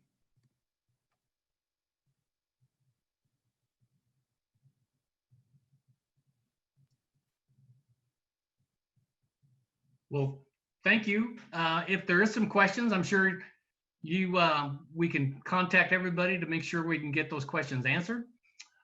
Thank you for the presentation. It looks like it's going to be a fun time. I'm excited. It'll be great. Yep, we look forward to seeing people in person. And we all know now, all of us online anyway, know the dates. So let's just put those in our calendar and count on making sure we're there next summer. Now, the next thing, and this, I got to send out a thank you and appreciation to the people that signed up for committees, people that stepped up and were committee chairs. I know it's different. I know it's a little kind of weird doing those kind of things. So I just want to say thank you for that. But now it's time for the committee reports, and we need the report from the Finance Committee.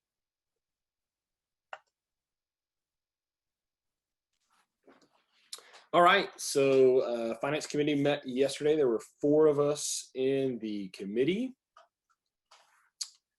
We had kind of 2 talking points that we visited about. That was the evaluation methods to increase the relief fund. So we made a recommendation to the board to encourage all states to donate yearly in the amount of $1,000 for the relief fund. Some justification behind that. To increase that, we'll be able to give away more money into that fund. So we are just encouraging states to make a contribution every single year instead of the periodic one that usually takes place. We also recommended to continue the 50-50 drawing at the NAAE convention.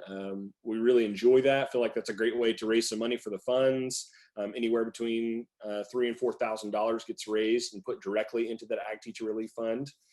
So our hope is that we can continue to encourage people to buy some tickets there.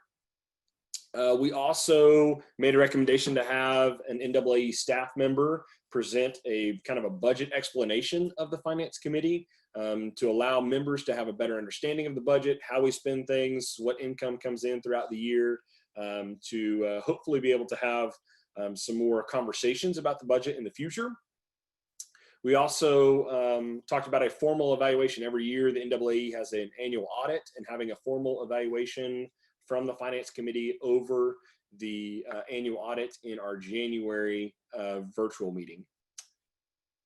that was all we have for the Finance Committee.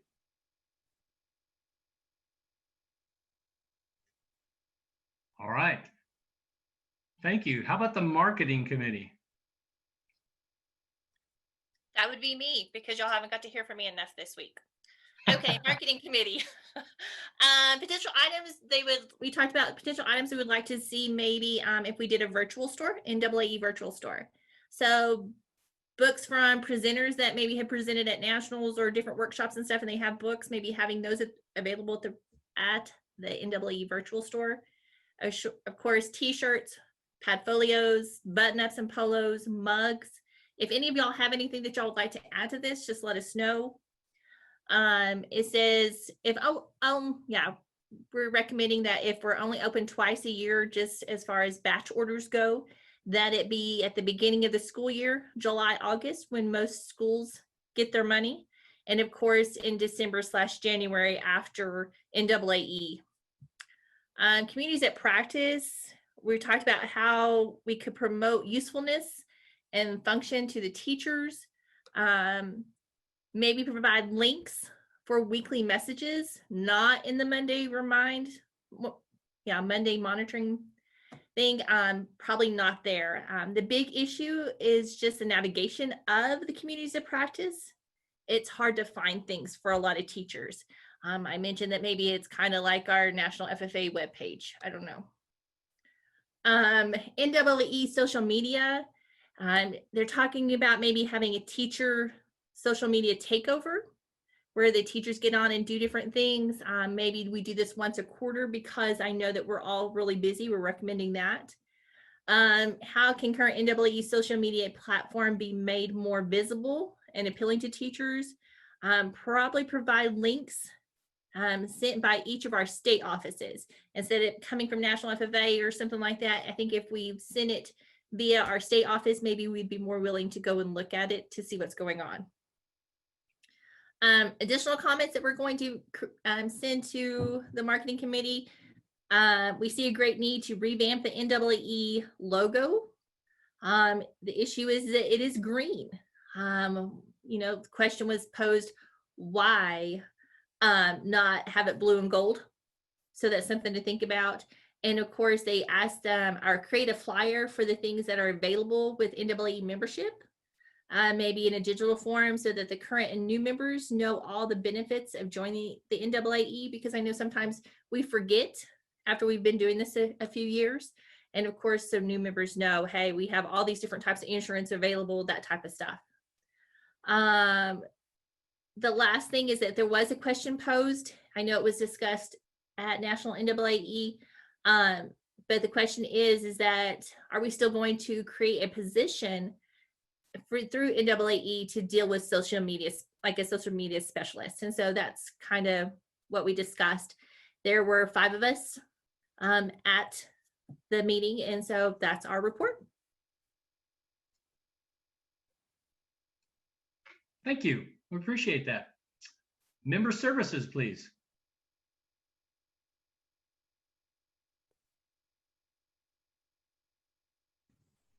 Okay, that's me. So we had 2 topics to discuss. Our first one was dealing with online or hybrid learning. So we wanted to discuss what NAAE could provide as far as what teachers could use to give students for online or hybrid learning. And we talked about possibly having teachers record themselves teaching lessons that they are successful in, like their strong lesson, something that they are very good at teaching, and then maybe posting all of that on a communities of practice page, the videos or the links for other teachers to use that. So like if I'm not good at small engines, I could go look up a video of one of the other teachers teaching a lesson about small engines, and I could share that on my online learning platform for my students to view. The second part of that was, what could NAAE offer for teachers during the online learning things that are going on? And so it was mentioned that maybe some of the older ag teachers were not as technologically savvy. So possibly how to maybe how-to videos for Zoom or Google Classroom or any other online learning platform. Just tips and tricks, like we broke out into breakout rooms on the Zoom during this conference, and I don't know how to do that. And so I'm sure other teachers don't know either if they wanted to break up their classes into smaller groups to do group work, to use those breakout rooms and stuff like that. So possibly sharing of ideas and tips and tricks for the online learning platforms also on that Communities of Practice page for the online hybrid learning that has been going on. The second topic that we discussed was NAE convention. So just like we've talked about every other convention or conference, everybody is discussing whether or not that needs to happen in person, online, a hybrid of both. And so we had discussed possibly due to COVID-19, some teachers, whether by choice or by administration not wanting them to go, may not be able to attend if they would normally attend. And so we're going to possibly recommend NAE providing the PD sessions recorded and having those online for a discounted rate for teachers that can't go in person to the conference, that they could still pay a smaller fee and watch all of the professional development videos for those sessions that they would have been able to sit through.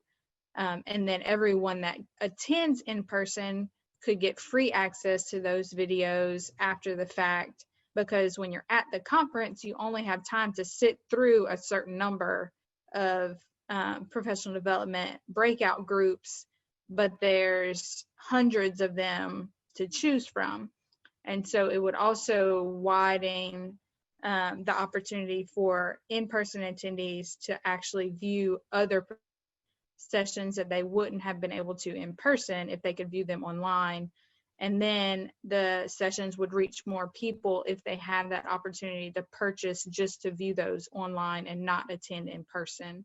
But it wouldn't be like we weren't making, NAE wasn't making money from that. So it would just be a discounted rate to still be able to view all the benefits of convention without having to attend in person. And then states could use that as a marketing tool to say, look, this is the stuff that we learned at convention. Maybe you should come next year. And then I know Jacob pointed out that they could also use that as, hey, I think this would be a really good professional development group session that we should do at our state or regional conference. This is what it was. Let's kind of mold that to what we need it to be. And we can use that and make one on that same topic. And so it could potentially reach other people in person at regional or state conferences by being able to share those videos. So those were our ideas and recommendations that we're going to bring to the NAE board. I think that's it. Thank you. We appreciate it. Those are good ideas. Policies and bylaws, please.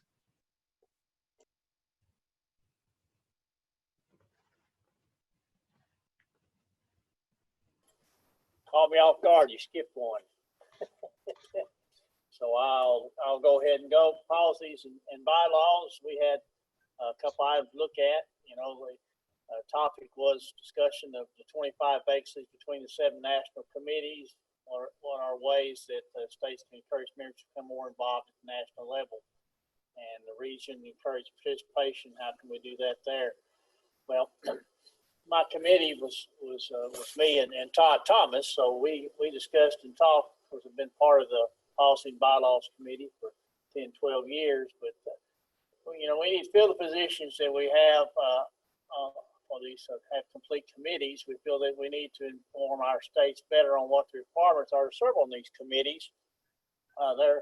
You know, since we have revamped the committees, as all of you know, they've not required any travel time, just minutes of our days to be on a conference call and discuss items that are going on that's important to our organization. I know all ag teachers are busy. You know, I've done this job for 39 years. I know how busy I am.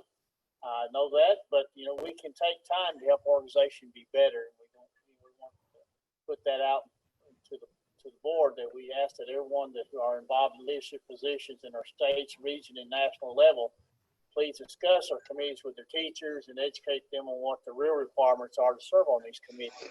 If there's not any travel responsibilities. They are not, people are not part of the solution because they don't understand what they can do. And that's what we want to make it available. We want the information out there so they understand what needs to be done. Another item that they wanted us to look at was discussion of do these current committee descriptions, or do we need to change the committees? Do we need to combine the committees? Do we need to put some together?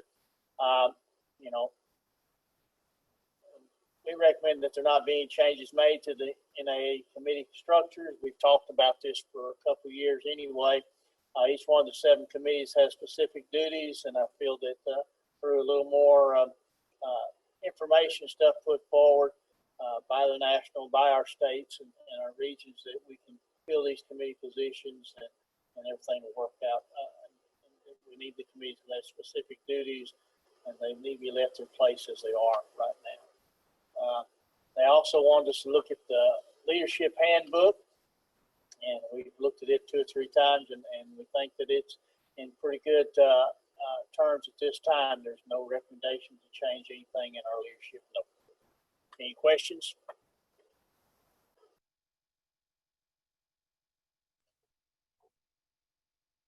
All right, thank you.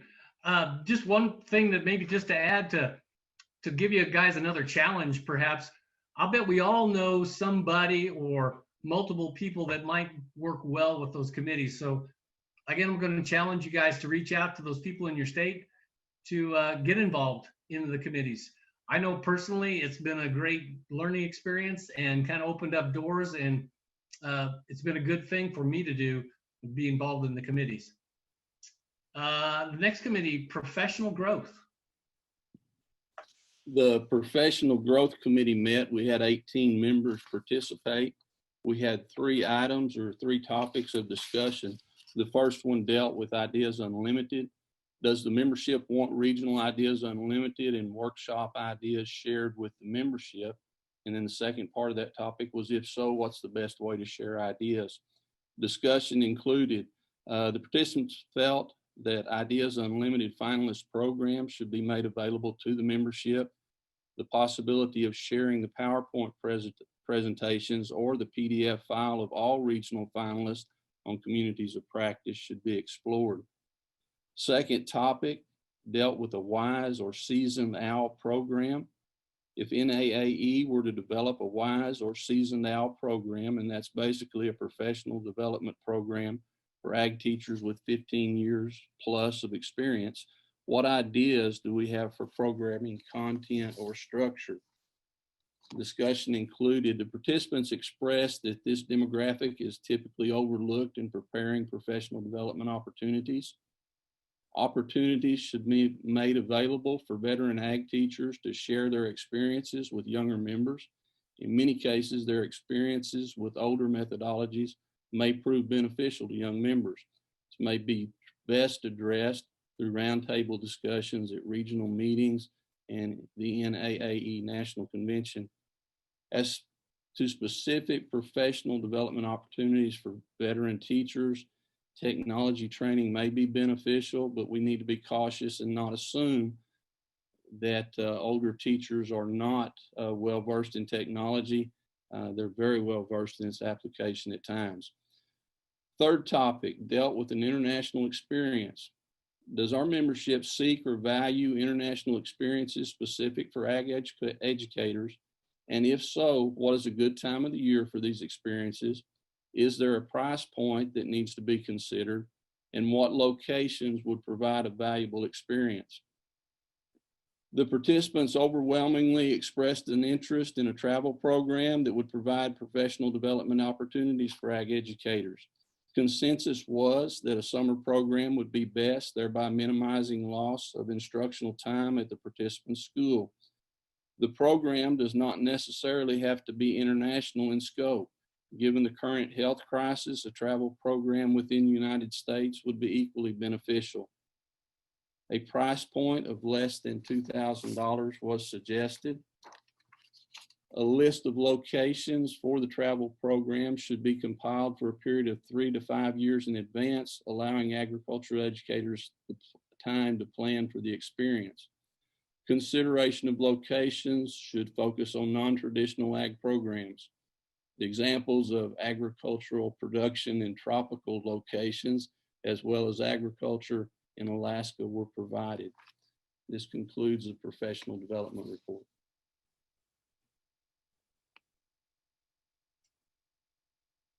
Thank you. That was, we appreciate that. Public policy. Good morning. There were 4 members in attendance during the Public Policy Committee meeting yesterday. The committee discussed about the state profiles and suggested that NAAE can send emails to remind state associations to update their profiles. The committee discussed how valuable of a tool this was at the local, state, and district levels. We also, the second item we discussed was promoting legislation to continue for states to post successful stories about state legislative bills passed to benefit agricultural education and FFA. We felt that this was real valuable when another state was trying to achieve something, to look back at what other states had previously done to accomplish this, to give them some type of format. And the last item we discussed was educating new and experienced teachers about the benefits of NAAE and their local ag teacher organization. Have a member assigned to explain the benefits again. And this could be accomplished also by talking with agriculture education students early at the university level and hosting campus events and local conferences. A lot of newer teachers don't understand our importance and why we're around. So educating them prior to graduating would be a real benefit. And that's all I have. Thank you. Strategic planning. Hi, everyone. And Sarah, if you could put in the link in the chat for the survey. Yesterday, when we met with the Strategic Planning Committee, there were 9 of us. And we started by going over what's happening with the subcommittee. And so the subcommittee was formed after there had been lots of discussion of the purpose, vision, and mission. If you guys remember from years past, we've talked about kind of revamping those and making sure they're good and effective for what we're doing as an organization. And so there's been a lot of discussion around that.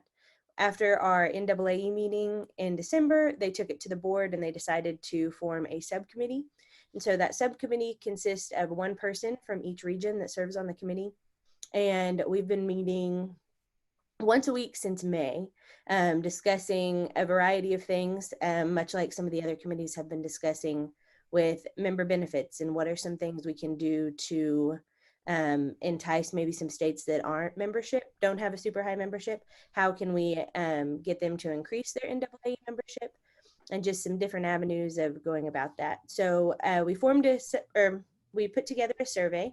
And so if you guys will take a minute, we actually decided I'd like to give you a few minutes during my report. If you guys would click on that right now and go take it.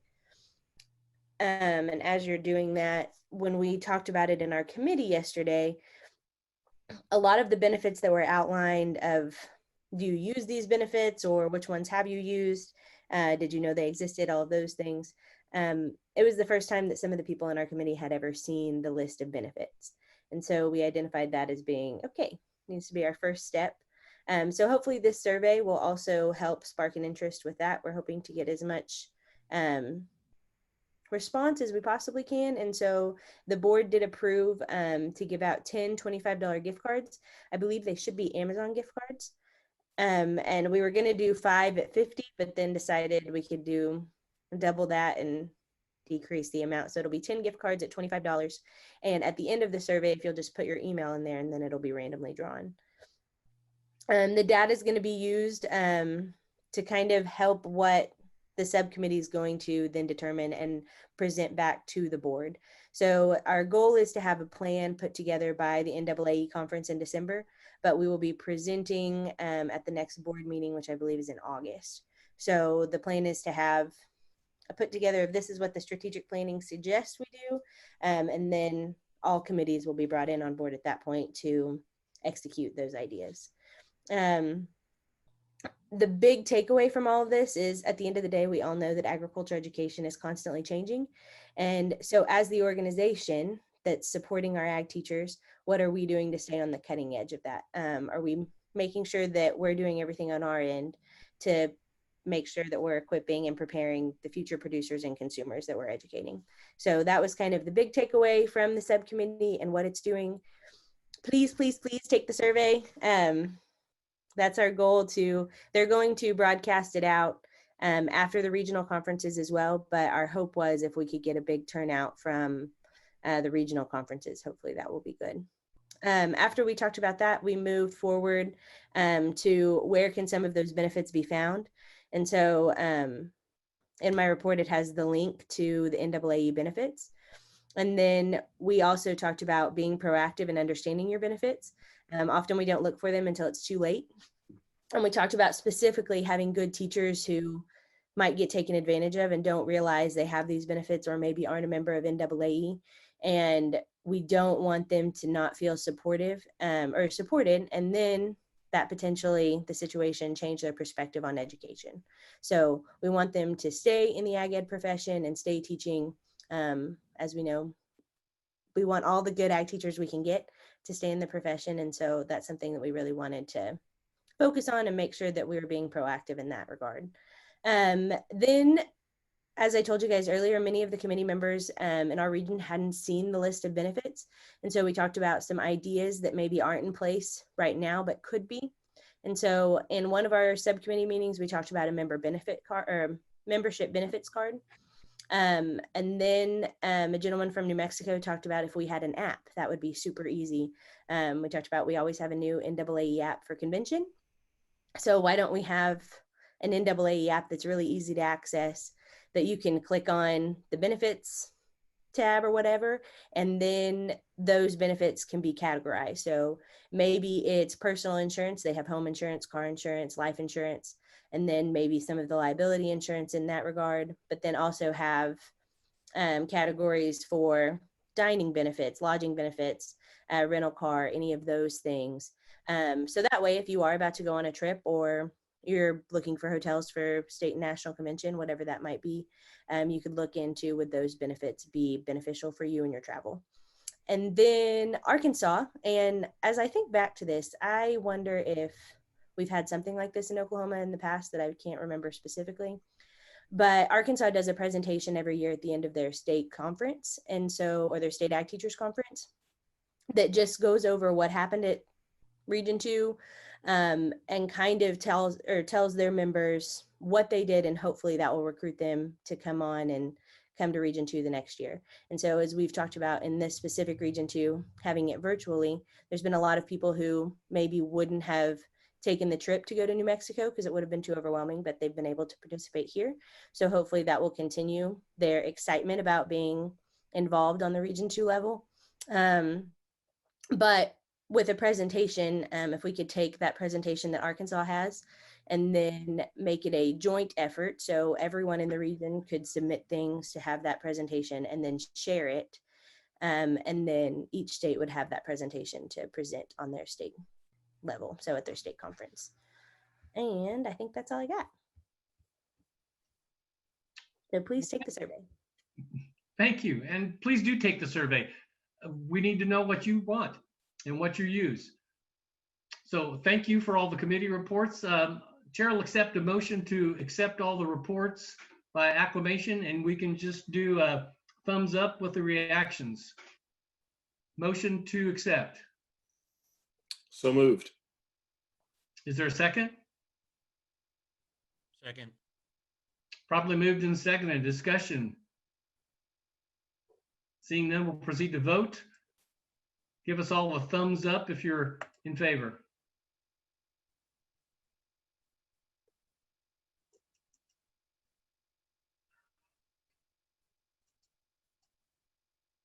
Motion passes. Announcements. We're looking forward to going to Kansas next summer. And then after that, we'll head on back and down a little bit to New Mexico. So keep those dates in mind. Put them in your calendar. Talk to your administrators. Talk to your family members so we can get everybody involved in those regional conferences. Look down on if you're on your agenda, talk to your administrators also and your family members about NAAE convention. That's in Nashville, December 1st through the 5th. Look for the early bird registration. Let's see, another thing on the announcements, election of Region 2 Secretary. We need, if that's something for MOUs, need to be in by September 15th. Now, on a couple of personal notes though, what I would really like to say, this Zoom meeting got me out of my comfort zone, and I appreciate that, I really do. But with your reactions, what I'd really like to see is that you guys give an applause to Sarah Warren and Cameron Dale, who really helped put this thing together and make it work. And we really appreciate their efforts on that.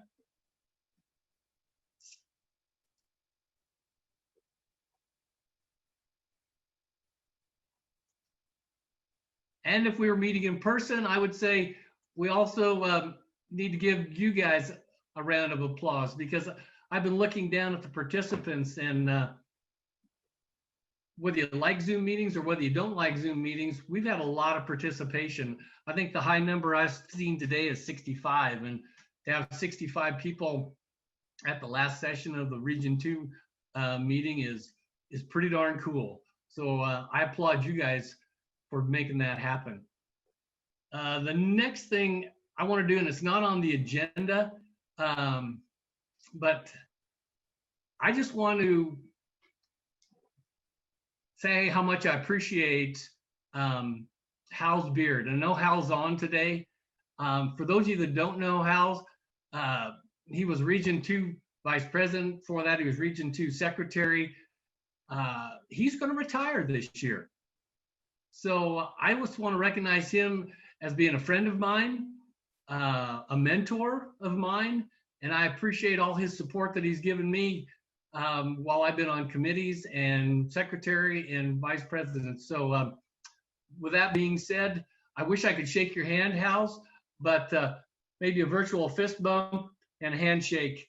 I appreciate it. So show Hal your appreciation for what he's done for Ag Ed.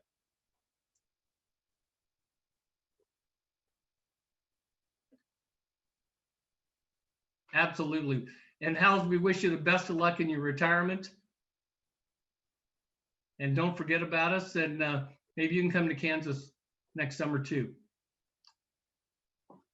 Other things that I wanted to point out, and maybe it's not going to be a factor, but in our board meetings, we talked about it with Zoom meetings and not being able to meet person to person, that maybe our memberships might suffer. So again, I want to give everybody a challenge to make sure we get our dues paid, get our memberships, our rosters taken care of.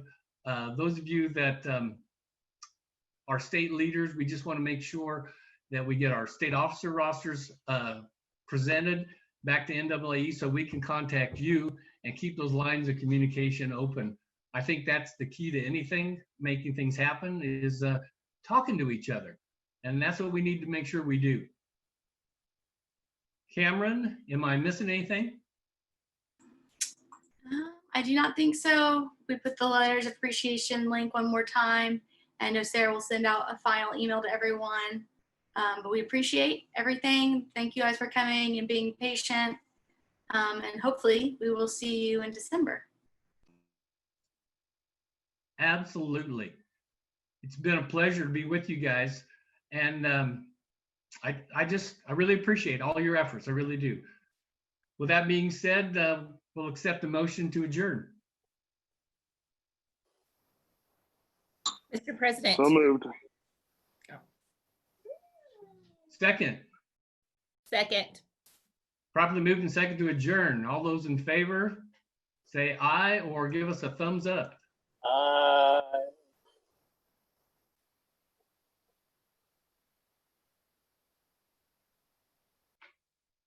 Thank you all. I appreciate everything that you do and people that you are, and I just want you to be safe. We'll talk to you guys later. Thank you.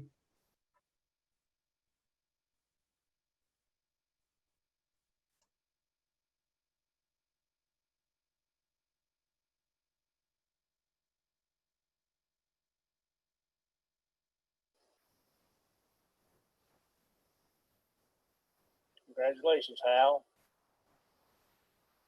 Beat me to something for once. Yeah, thank you. You're just too young to retire, you know. Get on out there and try some more. No, got to get out. Too many grandkids to take care of. That's true. That's true. With all them daughters, yes, sir. Yeah, if Lauren was still on there, she needs to hold that baby up so we can share him. We don't have many boys in the family. I saw him a while ago. I sure did. Oh, yeah. Todd, Cameron, you did a great job. Sorry I couldn't be with y'all yesterday or Monday, but I'm proud I had time to get in today. This went pretty well. I thought it seemed like it went well. Thank you, Hal. We appreciate it. And congratulations. Yeah, thank you. Unique experience here with all this new stuff, but it goes well. There is a lot of new stuff to take advantage of. All right. Well, we'll talk to y'all later. Hopefully see y'all in Nashville for sure next summer. All Hey, right. you bet. Take care. Take care.